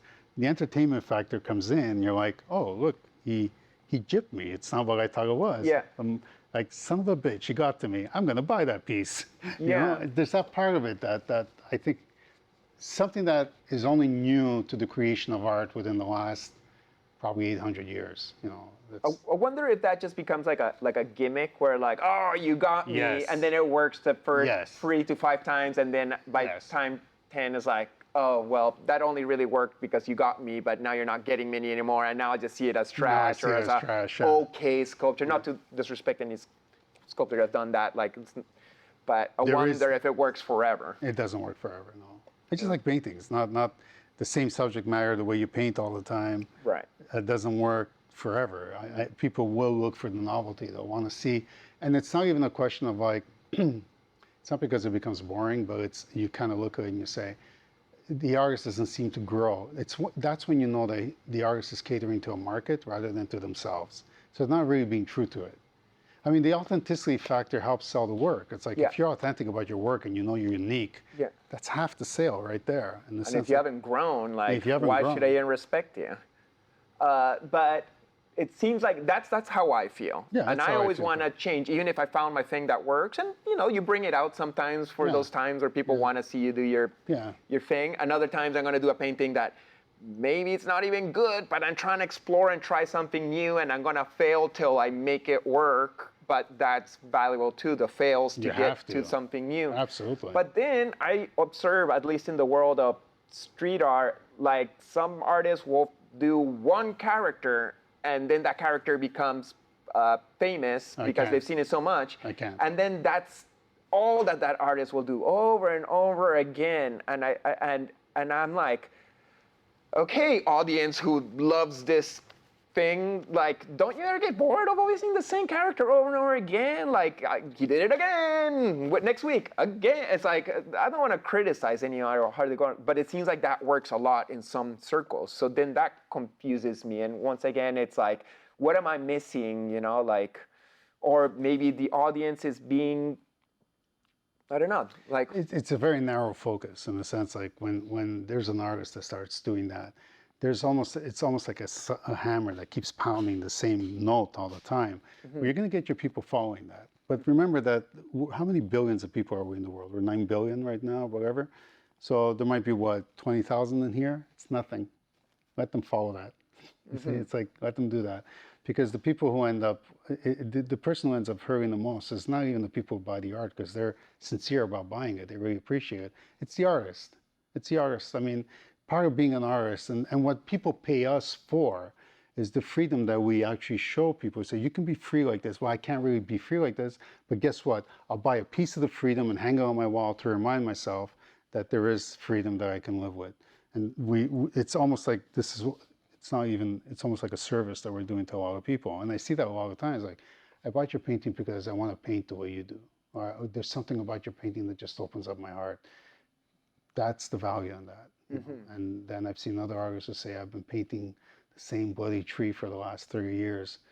And how do I change? So I tell them how to change, and they're like, no, I can't do that. I would lose my market. Then stay under that tree. go live under the tree. Yeah, and to each their own. Maybe some people really just gotta do that thing, and that like fills them, and that's fine. No disrespect to other But people's remember path. that everything is a vibration. So the frequency that you put out with your art and whatever it is that you create will attract that audience to you. So you don't have to worry about the guy who does the same pit bull dog that they've been doing for the last 30 years. That's not your market at all anyway. Just let them do their thing anyway. And it's I can guarantee you that a lot of them live in their misery with that too. At the end of the day, we gotta be happy with our own work, or at least the path we've chosen to take to be uniquely ourselves. Yeah, I know my work is always going to evolve, always. What am I going to do next? I don't know, but I do know that it's going to evolve. So there's moments where I'm like full production, man, just I'm locked in so tight. And then there's moments when I'm done all of that and I'm like, pull back. So I do small paintings. I'm just buying myself time. That's all I'm doing. I'm not creating an artist block.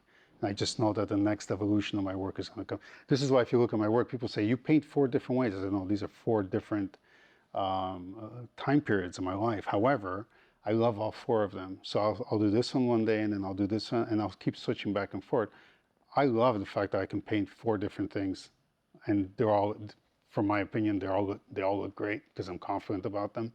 I'm like, this is great. I get to paint. I'm not stuck in a corner where I can only just paint this. Yes, it's always a flower, but it's vast ways of painting the same subject. I think that to me is interesting. Is there any time that you do paintings that you're unhappy with? What percentage would you say you do a painting and you're like, this one didn't work out, but at least I got to like try something new? Or do you always find a way to pull it out? I always find a way to pull it out. Yeah. Yeah. Like, it didn't work out. But when you pull it out, Yeah. do you pull it out by using those familiar tricks that you know you'll pull it out? Or No. do you find that new way to pull it out? I find that new way to pull it out. That's why whenever I see that, I'm like, oh, this is going to be a good opportunity, you know. She see me, gave me a funny done? look. Tell me about your collaboration that you did back in the day with Android Jones, because Android Jones is more from my world of visionary, trippy, psychedelic art.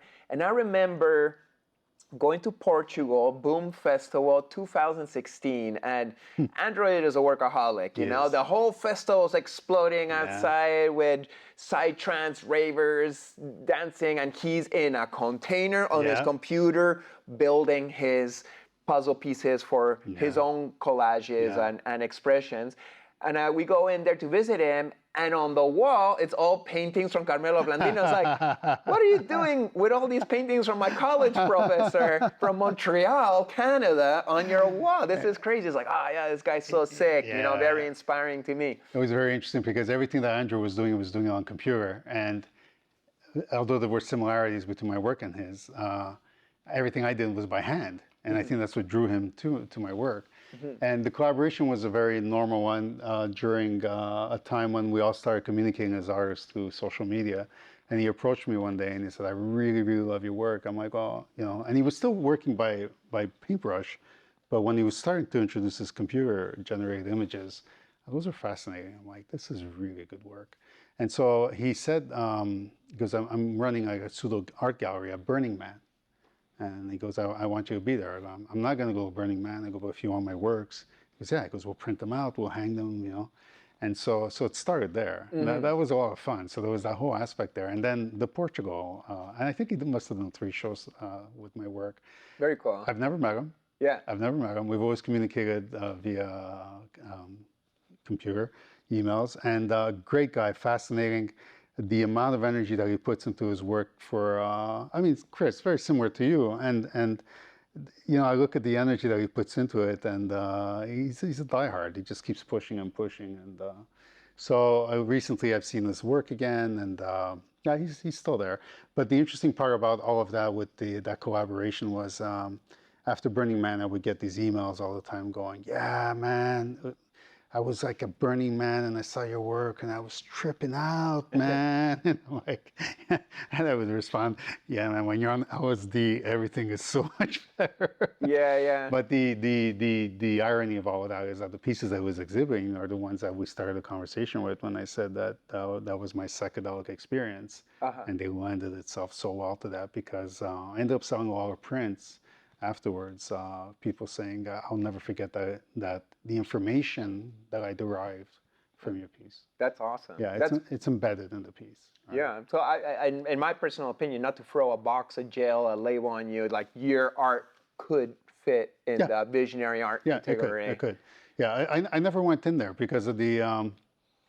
Why did I never go? Why did I not go in there? I think I'm not the party guy. I'm just not that kind of guy that would. Why don't you want to go to Burning Man, man? Because you want to know the truth about Burning Man? I don't so no, nobody wants to know the truth about Burning Man. And I think in the beginning years it was all fun, but what it's turned into now is not what it was supposed to be. But it's not interesting to me anymore. Not to bad talk it for those who it is interesting to. No, I mean you will always get something out of it, always. I mean, but anyway, it's not for me. I just know that it's not the way I'm configured. It's not my configuration, you know.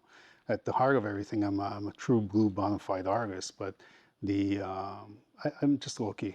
Yeah. I know I'm low key. It doesn't seem like I am, but I am low key. That's how I am. You don't need to go and party in order to advance your art career in any way. No, it's not.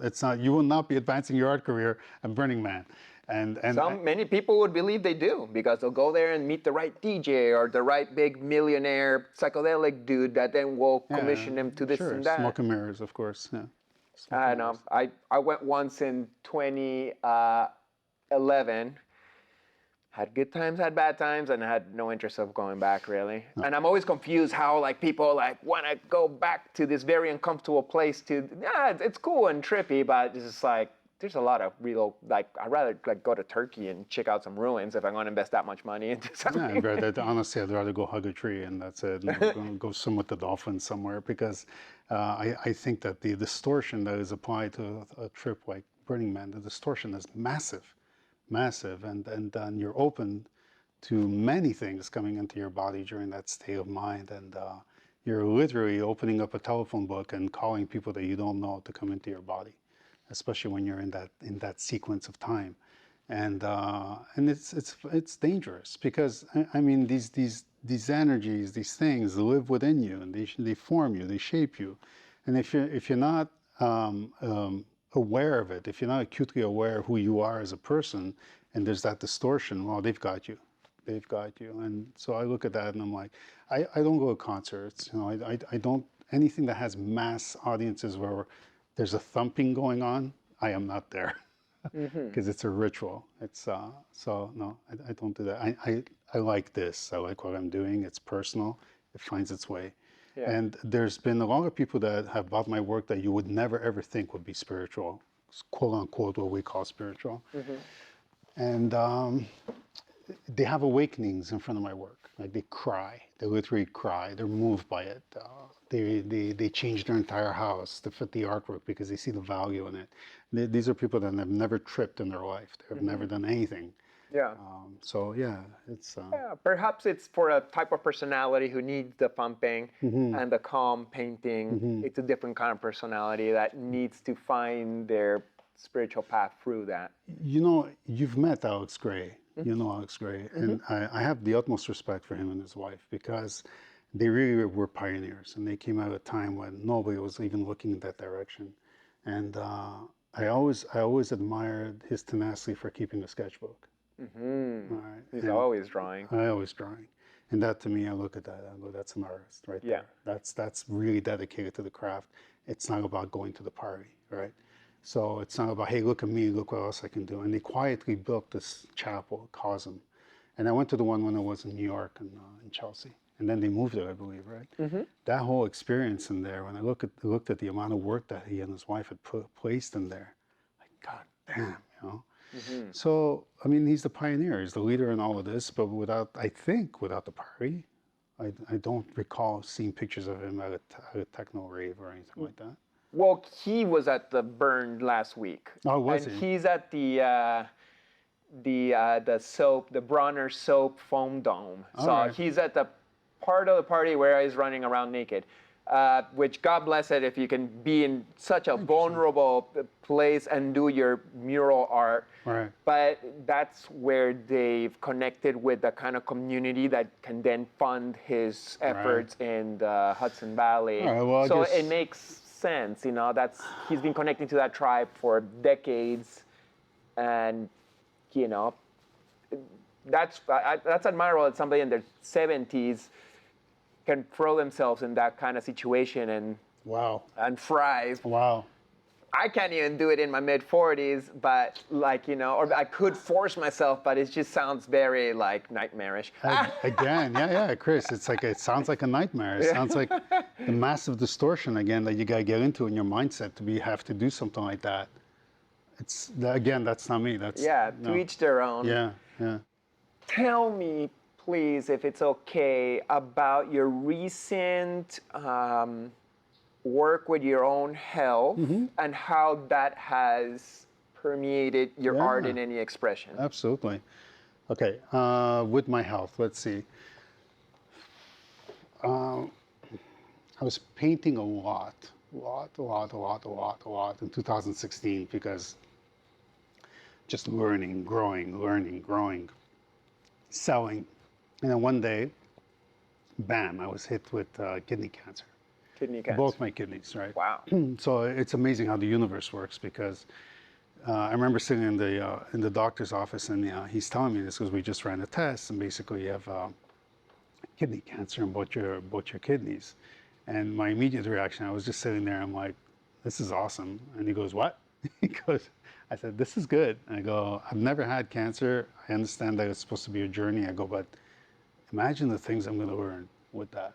And he looked at me like, man, you are whacked out. I go, doctor, I go, honestly, I know that this is probably a death sentence for a lot of people. I go, but I'm going to learn a lot from this. So let's get on this journey. And I go, what's next? And so he obviously put me through the right resources. And the fortunate part of having kidney cancer in both my kidneys means it's a death sentence for most people. And it was one of the most rare cancers at the time. And so I got passed to the front of the line for surgery. Young 50-year-old man, both kidneys with cancer, you go to the front of the line, immediate surgery. This is here in the States. This was in the States. Yeah. Again, thank God I was in the States because the program in Canada probably wouldn't have worked for me. And I was in Milwaukee at the time. I had gone there to work there on a contract. And one of the best hospitals there, Freider, and I was operated on in the surgery and it went super well. It took 13 hours, the first surgery. And then, of course, then they had to come back and do the second kidney.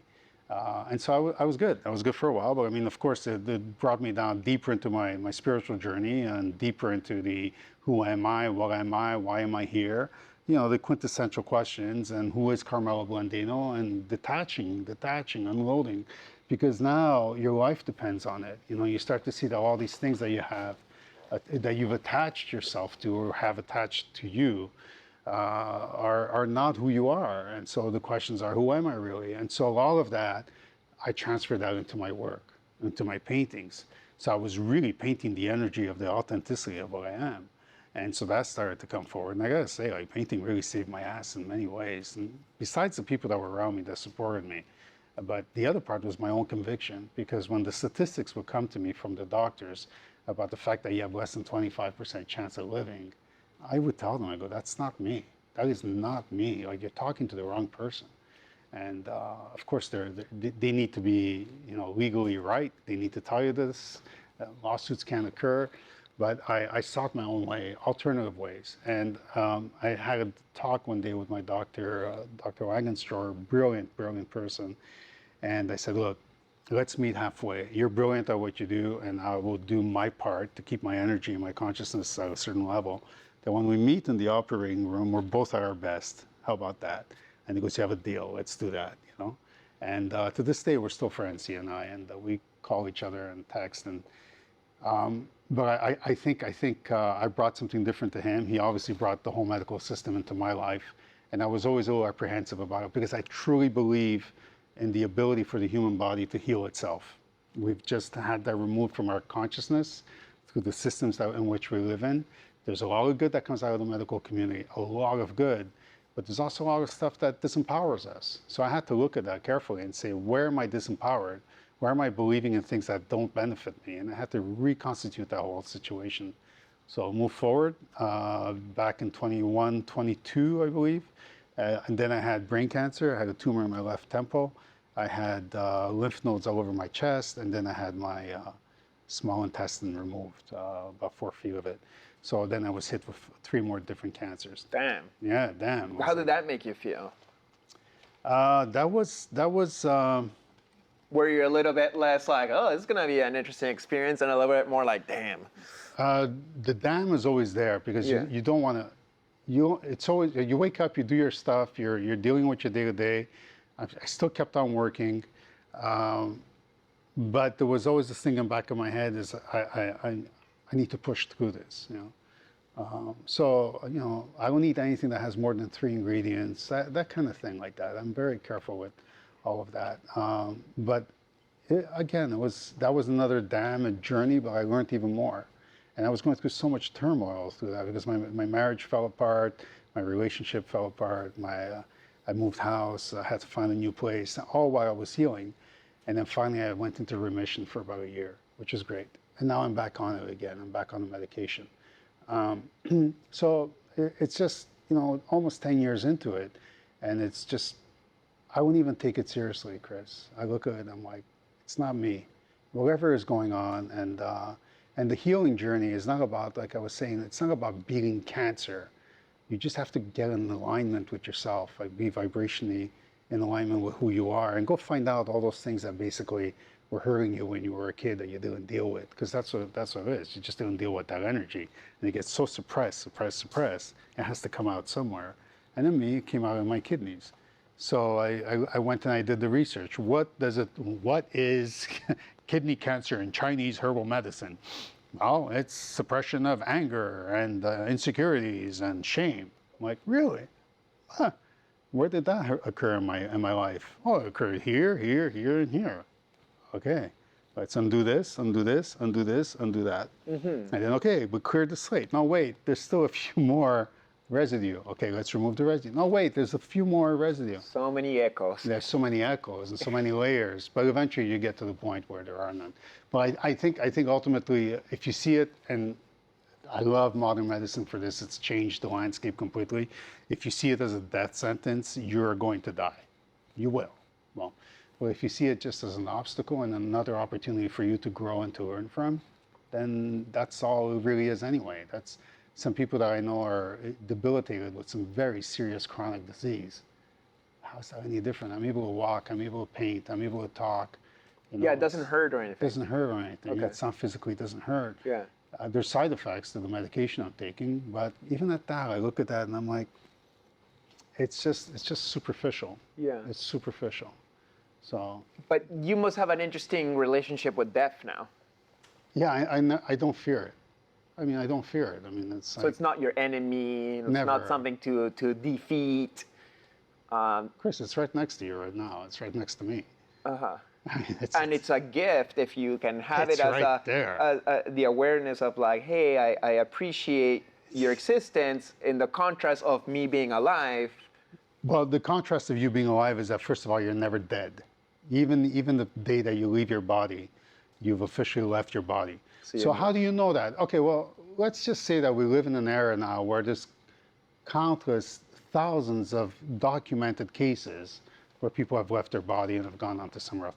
It's just the brain fucking with you. Possibly, but is it really? Because, I mean, we do know that we're energy and we're souls that come into a physical form. Okay, so I don't want to believe in that. I'd rather believe in heaven. Okay, believe in something, but you do believe that there's something that's happening after. If not, then you just die, that's it. But for me, it's not even about that. It's just, I know innately inside of me that it goes beyond this existence that I have here. There's too many things that I've done or that I'm aware of that I've never experienced here for me to gather that knowledge. It's got to come from somewhere. So there's that part of the development of having had cancer or having been in the whole cancer journey, is that it takes you into those realms where you start to look at things and you're a little more in tune, you know. But I know a lot of people who have cancer who are terrified. And sometimes their spouses call me and they say, can you talk to my husband, or can you talk to my wife? And you've been through this journey. And the first thing that I encounter immediately is fear. It's fear. That's the first one. I say, if you can remove that, if you can remove it, then you're half the journey is you've got it, you know. And so, but Chris, I wanted to tell you that when I had my brain surgery, and I had surgery here, and I had surgery in my throat, I couldn't move much. And you see the size of the paintings are big.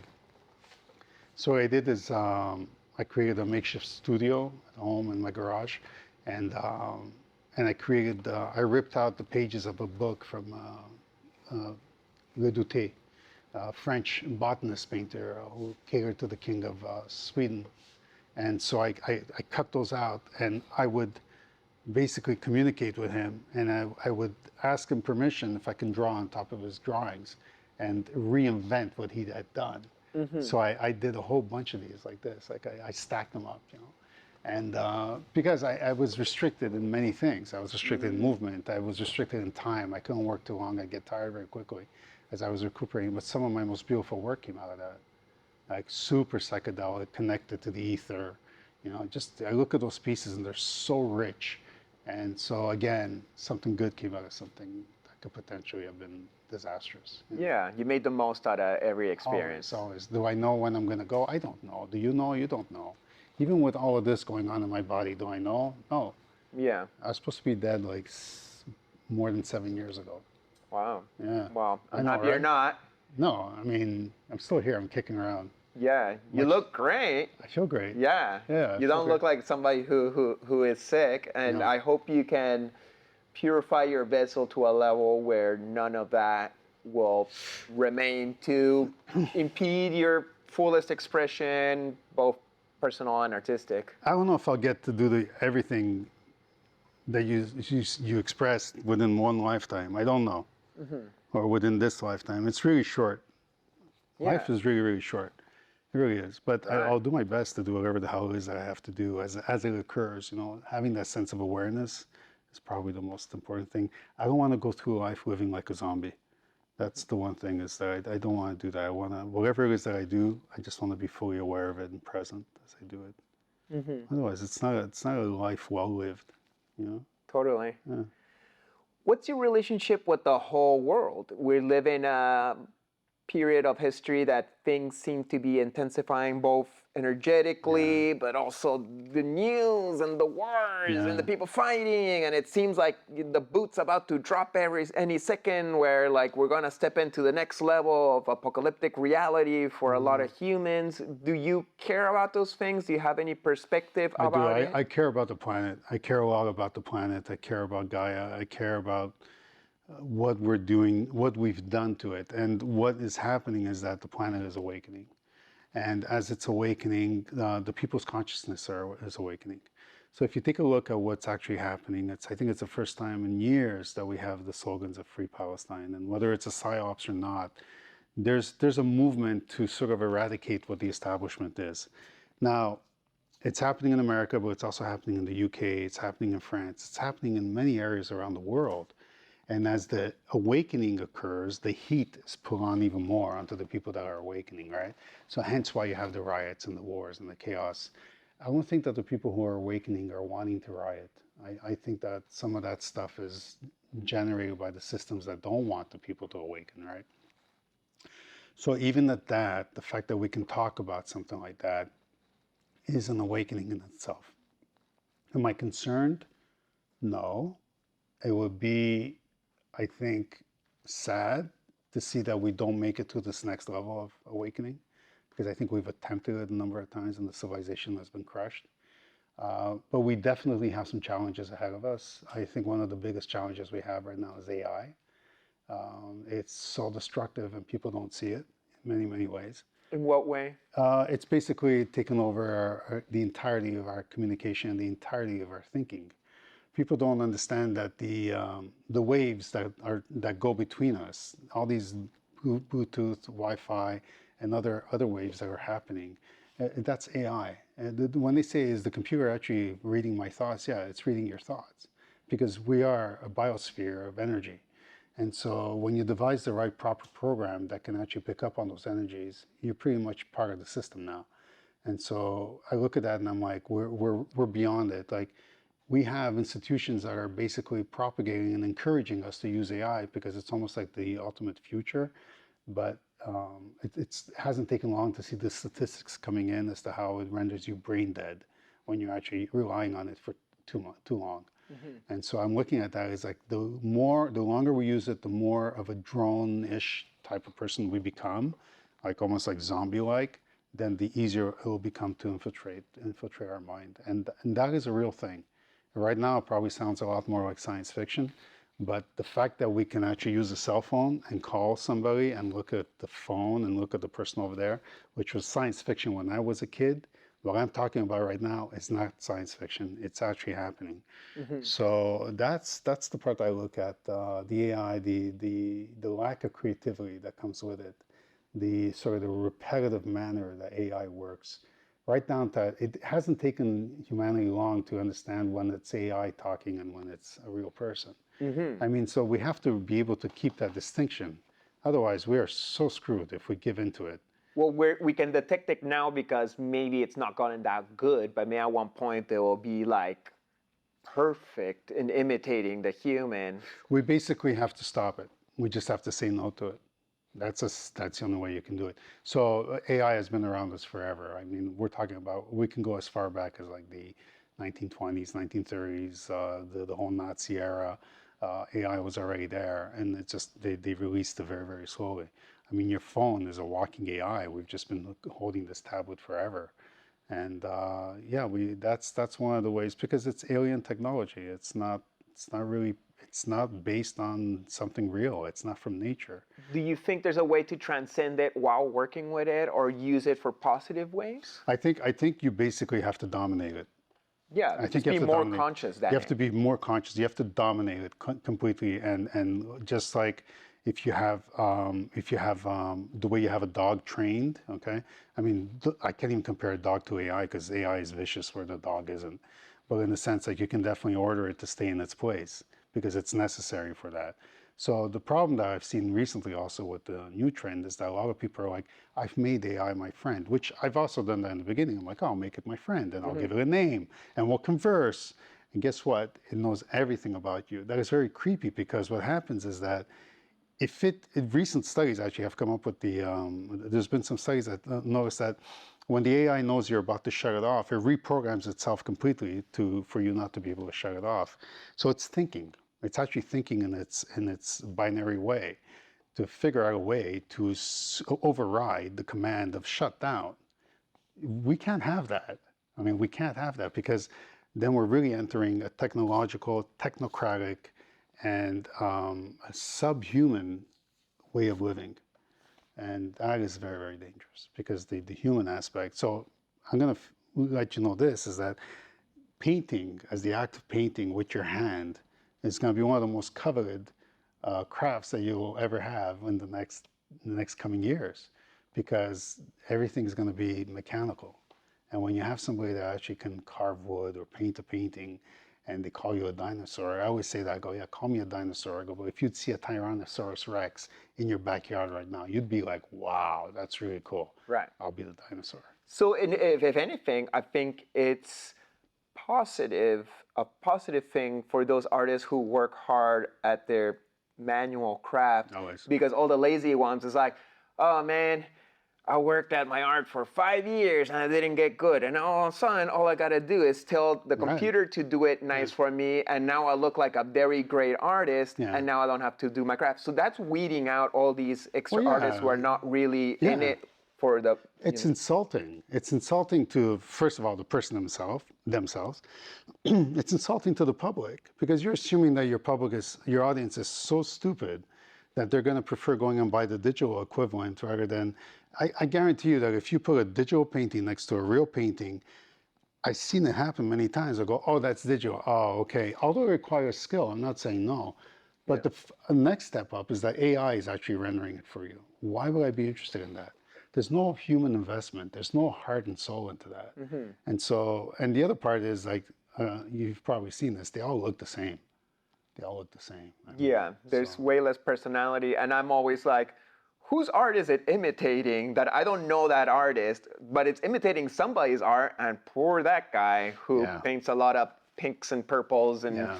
now everybody can do their art. When photography was invented, everybody thought that it was the death of illustration, right, or of paintings. Instead, photography became its own medium, and then painting became its own medium. And then when Photoshop came out back when I was in school, everybody thought it was the death of illustration and photography, and it developed into its own thing. AI is going to be the same thing. It's going to develop into its own thing. And I think it's going to be developed into some sort of like stock imagery that is now worth the value. And if we need it, we'll use it. But that's the best way to keep it in place. Yeah. That's the best way. It's like, I need something done now, kind of quick. I know it's not really that good, but in the meantime, it'll bail me out. Fine. But in the meantime, while you're doing that, you go and get the photographer that's going to do that image and do it right. Do it really professionally. So me personally, like I will not give it the energy for it to grow. Like, this is my thing. I'm not giving AI the energy for it to grow. But do you think AI artists have the right to exist? Of course they do. Yeah. Of course they will. We all do. There Of should course. be a branch of people who want to use that tool for their own Yeah, I'm personal talking about even beyond art. I mean, first of all, as the artist itself, AI art, I've seen some brilliant AI art that's been done. Yeah. And by the same token, I've seen it copied like that. Yeah. Like that. Boom. Because it's a blockchain. It's a command. That command exists somewhere in the ether or the universe of blockchain commands. So somebody just needs to go and get it, extrapolate it, plug it in here, do something different. Now, can I do that with your work? No. I could. It's going to take years, but I'll never be able to do it at the speed that copying happens within hours with AI. So it's going to implode on itself.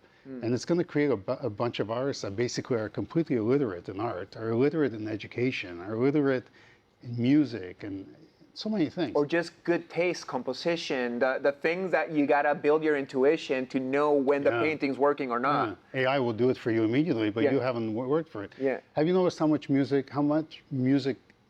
music is out there that's completely AI? I don't know. I hope there's not. You think you're listening to a real person, and it's not. How many people have from zero fame overnight hit stardom? So you remember in China there was a Chinese guy, a little chubby with glasses, who invented this dance, where he's basically on stage doing this little thing like that. Okay. And I kid you not, he's got a stage filled with hundreds of thousands of people. That was all AI. And he hit the #1 song, all AI. So you have to look at these things, and now they're just getting better and better at doing it. And recently I saw a clip of Will Smith singing to a massive audience. Somebody zoomed in on the audience, and they saw that it's AI. The faces are distorted; they're repeated within the crowd. Of course, they're going to correct that. Of course, they're going to make it look. But why? It's like, why isn't reality and real art good enough that we gotta fake it? Thank you. Why raise doubt? Why are we raising this doubt in people's hearts? Like, why are you making us second guess? Yeah. Like, what's with that? Why do we need to do that? Well, because this disempowers us, and the most disempowered the people are, the less we can, by definition, not have the power to create the world the way we think it should be. Which means if you're in power and you topple the systems, that's the whole point. So that's why I say AI is a very, very dangerous mechanism that we've introduced. It's sort of like when Prometheus came down from the mountain and brought fire to the people of the earth, and Zeus punished them. He said, "What have you done? Of course you can use it for good. We warm our hands, we cook our food with it, but we waged war because of fire. And we've destroyed more than anything with fire. I mean, when you look at the amount of good we've done, we've limited it to, this is good for that. But it's destroyed a lot of things. So AI is the same way. But think of the Matrix, for example, and how something overtakes a organic form, a nanobite, and it'll go right? So the organic form is completely embedded in that, and all that exists is the technological part of it. You can believe in the technological part so well because the technological will create the veil for you to believe in that reality. And the organism that's underneath there is suffocated. And so as humans, we can't be suffocated. We have to see beyond that. And sure, it's very convenient to have AI, correct our sentences. And myself, I speak 4 languages, and sometimes I need to have it corrected. But it's an order. It's not like, hi, how's your day today? Thank you. I'm like, fix this. Boom, that's it. And extrapolate it. I guess something positive that I can see about AI is that in order for, like, say the world becomes dependent on AI, let's say Babylon system, whoever pulls the strings behind the curtain has created this whole structure of AI, which has become their dream come true prison for the cattle of the world. The positive thing, at least in my mind, is at least they're not going to pull the plug so easy on the world they've created for us. Because I'm always like, when are they going to just like, solar flare, destroy all of electricity, and we're going to be back to the caveman days, and we're all going to fight each other over, Well, they'll never pull the plug because the system feeds off your energy. You become the grid. You're the power source for that grid. That's what the whole AI is they're locked into your brain. So they're siphoning energy off of you. They'll never kill you. They won't. They can't. They can't destroy that part of the organic system. Sure, but so there's 2 options here. Here, technology is running. We got lights, we got heat, we got air conditioning, we got food, and maybe we're mentally imprisoned, and at least we got a chance to be like, you know what? I understand I'm in some kind of, like, say, no is allowed to travel between countries anymore. So I understand I'm in prison, but I create my personal paradise, and in this I shall shine my light and be free inside my own brain. Absolutely. At least. Yeah. But the other option is just like, oh no, like, let's just like remove all of the electricity on planet Earth, and now let's let the people fight for survival, and everybody's just kind of like killing each other in the streets. That sounds worse to me. So, I see how you're painting it. I don't think they'll ever let us fight in the streets. I think part of it is, although it's happening now for the sense of, it's part of the awakening, the AI, I think, seeks to subdue you. And think of it like putting on virtual reality glasses, and you're locked in. Boom, that's it. It's done. You're not coming out. Brave new world. Brave new world. You're not coming out. So take your soma, you're high, you're happy, you don't even know you're in a prison. Yeah, you don't even know you're in a prison. So what is worse? Is that worse, or is 1984 worse, where you like actually know that you're being oppressed by a big brother? At least in Brave New World, Huxley, you're ignorant of your imprisonment, which I think is the situation we're living in right now. Well, the situation we're living in right now is that the story of the jail with the 3 inmates that are basically chained with their hands behind their back, and they're facing a wall, and behind them is this big open window overlooking the Mediterranean. We're going back to the Greek days, right? Okay. And one of them manages to break free, and he runs out, and he sees this beautiful sunlight and the vast ocean and the Mediterranean, and he runs back in to free his colleagues, and they're like, no, this is what we know, and this is where we're staying. The shadows on the wall. The shadows on the wall. So this is what we're living right now. But I do believe that there's 3 inmates and that 2 have escaped and there's 1 left. That's a situation where we're at. And everybody's doing their best to bring those 2 inmates back. It's not going to work. What is art in that analogy? What is art? I think the whole process of awakening is the art form itself. At this point, it doesn't really matter.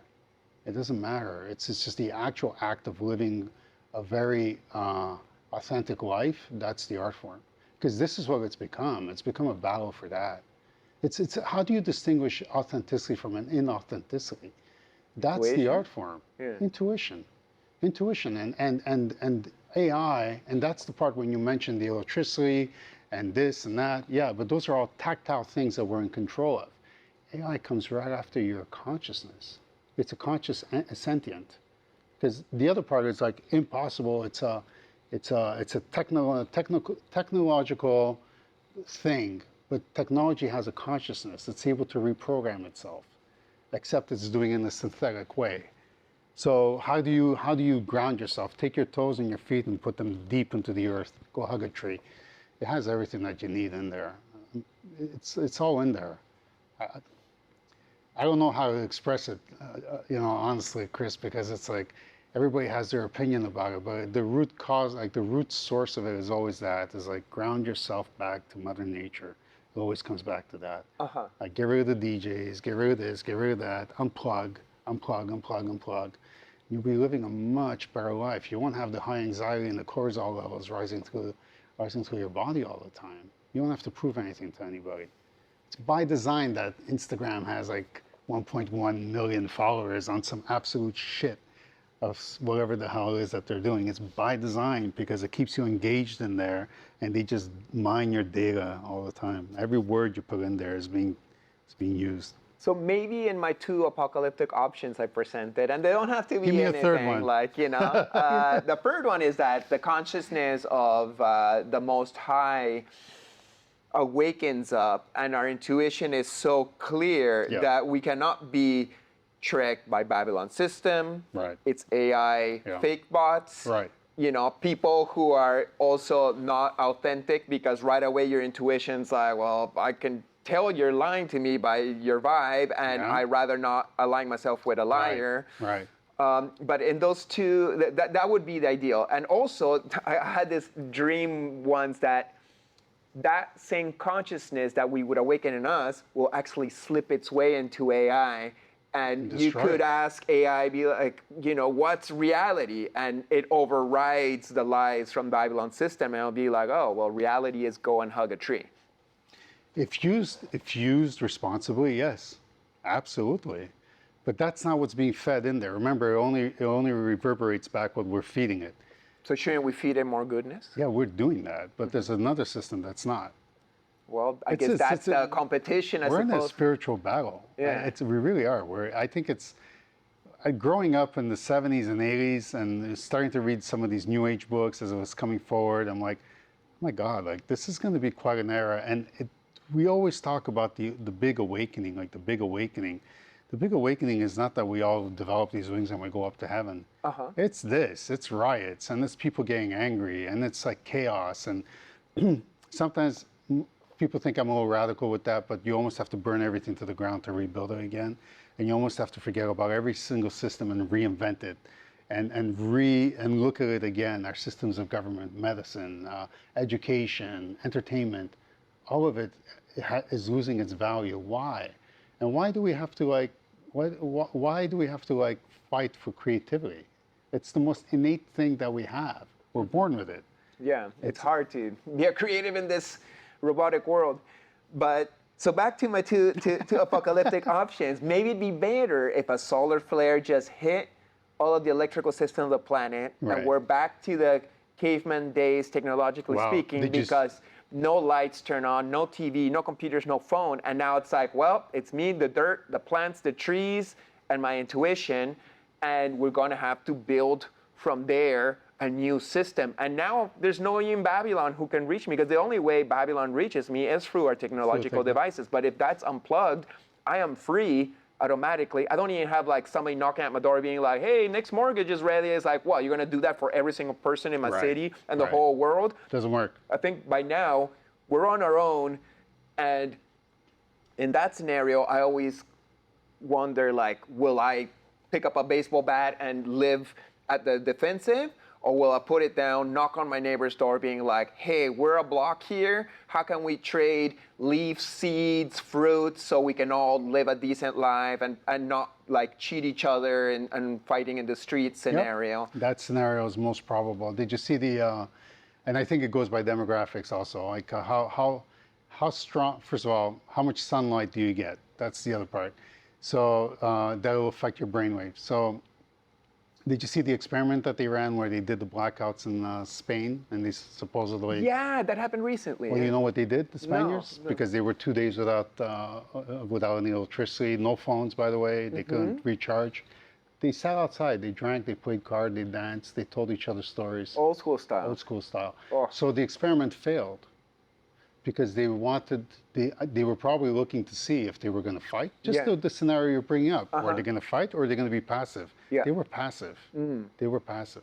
And I think that large part of it I attribute to the fact that they're living in a very sunny environment. It's a beautiful place. I don't know if the same thing would happen in New York. I'm not sure it would be the same. I'm hoping I would say I believe in humanity, and I would say yes. Humans are, I would say probably 52% leaning in the good, in the sense that we have the potential to be extraordinary. And I'm hoping that in New York it would happen. I would probably lean towards the yes. Yeah. But there are some pretty crappy areas around the world that probably people would decide to fight. But what are you fighting for? Because in the end, there's nothing to fight for. Nobody wants a piece of that. We're all equal now. Yeah. We're all equal. It would be absolutely ridiculous to have to fight for something that nobody doesn't even exist. The want is taken away. Right, because you say like, when I think of like, if somebody's gonna break into my house and steal my things, what would they take? The paintings on my wall? They don't give a shit. They have to find the buyers for it, and that's hard enough for me. Yeah. You want to haul these things around? Be my guest. Yeah, you want to sell paintings for me? Great. I don't want to do that myself. I just want to do it.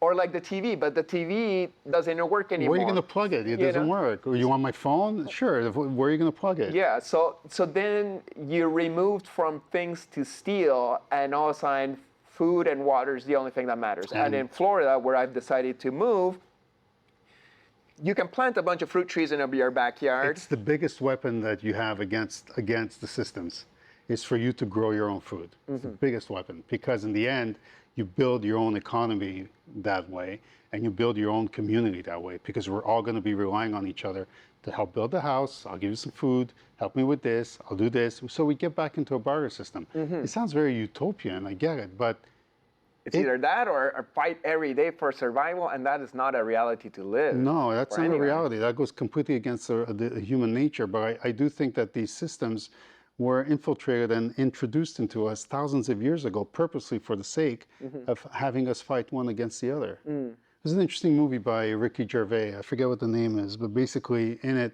everybody tells the truth.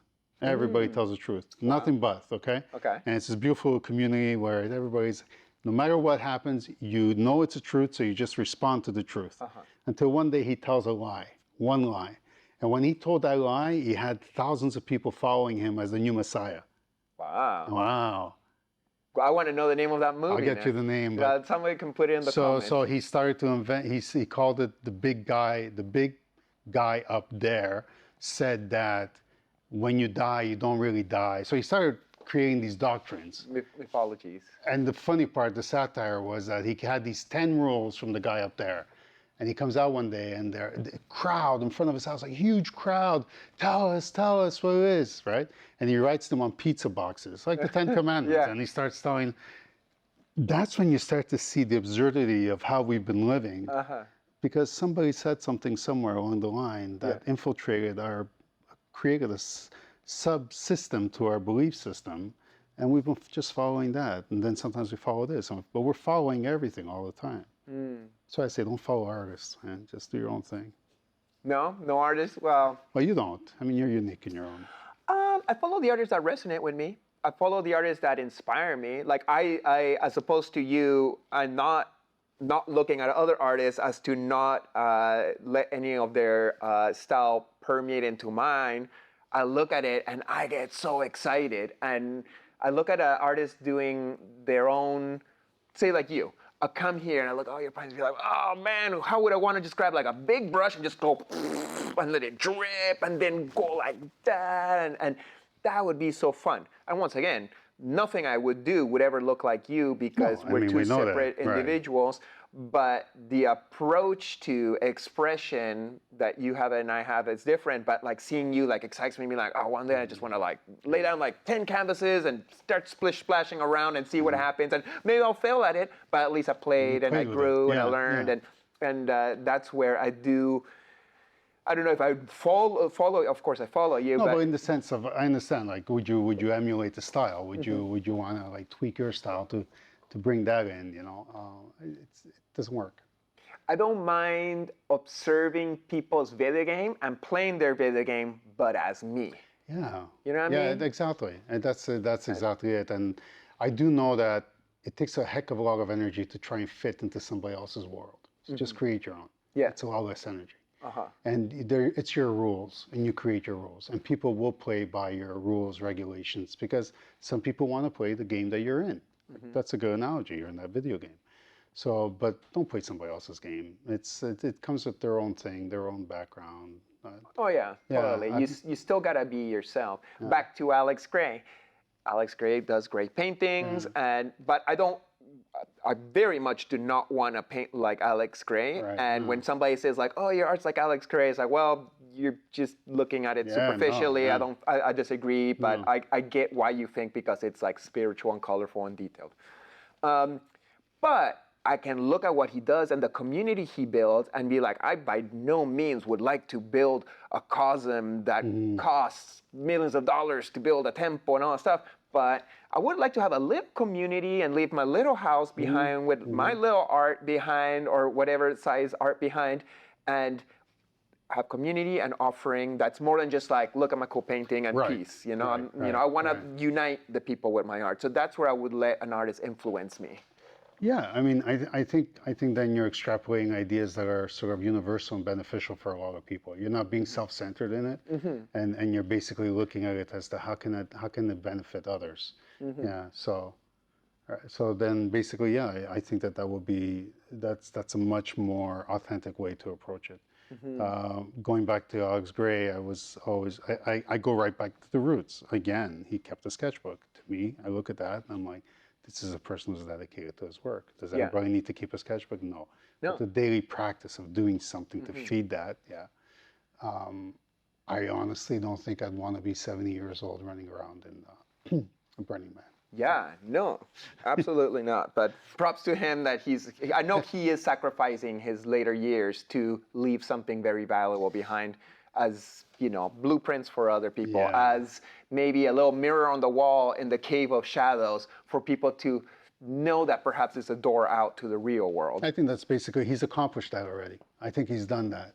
I think the Cosm Sacred Chapels, he's done exactly that, because I took the walk through that and I remember what I left with it. And it was an affirmation that we are more than just our human body. And I saw it through the eyes of somebody else, and who's done the work for me. You see, he's done the work for me, so I'm able to build up on that. So yeah, no, I mean, I have a lot of respect for him. But I do believe also in artists, I've seen artists where they hit a pinnacle and then maintaining that energy kind of becomes a little difficult. And they either die or they basically wither into something else than what they originally were. So I don't know if you've ever seen that, but I have seen it. And I'm like, I wonder what came along and caused a distortion, you know, if there was one. Yeah. Well, may we all keep on growing, expanding, evolving into the most beautiful flowers of expressions that we can without anything distorting our path. Carmelo, it's been such a beautiful conversation with you. Thank you for having me in your studio. Would there be some final words of wisdom that you would leave behind the people who watch this show? Many of them are artists who are looking for, you know, a way to live off this passion in their hearts. Yeah, absolutely. Be true to your heart. Honestly, it will lead you where it needs to go. And if it leads you down the path of I don't want to be an artist or I can't be, then drop it. Do something else. But just be authentic. Because you could be doing this for 100 years and be miserable, or you could do it for 10 years and be super happy. But just as long as it's coming from a place of authenticity. And if, you know, I always get the thing where people are like, yeah, but I'm authentic with my work and it doesn't sell. It's like, go deeper. Keep on working. Go deeper. Keep on digging until you hit gold. Go deeper. Yeah, don't stop there. Just keep going deeper. Yeah, that's it. Till you hit gold. Yeah. Yeah, beautiful. Well, thank you so much, Carmelo. Thank you, man. This is awesome. I love you too, man. This is fantastic. No, but you're on my to-do list of people to interview on this podcast series. And thank you guys for watching another episode of Chris Dyer's Creative Friends. Thank you to our sponsors, Yak Snacks and Vibe Medex Shilajit for supporting it. And make sure to press the like buttons, comment, share all that boring stuff that we'd rather not do, but we would like to get these conversations shared with others. And I'll see you next time. Blessings. Blessings. Thank you. Woo. Thank you, man. Thanks, awesome. Man. That's awesome. Come here. This chair is stuck to me. It's stuck. Wait. Here, hold on. Okay. Wait. Oh, okay, there you go. With the chain. This seems to happen to me a lot. Does it? Next episode, Drew and Maria Brophy. I think it was all meant to be. I think I was chosen for some reason to go through this experience. That's when the doctor came in and he said, "I'm sorry, Mr. Brophy, but you're gonna die." I was living a nightmare. The love of my life, my best friend, my life partner is dying. It felt like I was expanding exponentially. I was remembering being like everything and everyone ever. At some point, a bigger light came to me, and I can just remember that's when I really just surrendered. I was like, oh, thank God he's got me. Spirit said to me, if you want him to live, you have to plan for him to come home. All of us, we're all here for this moment, and whatever's coming, there's no stopping it. And I think it's an awareness, or you could say it's an awakening.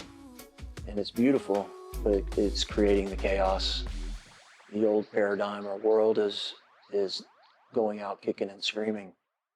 So please make sure to subscribe, like, comment, and share. Big thanks, and see you next episode. Peace.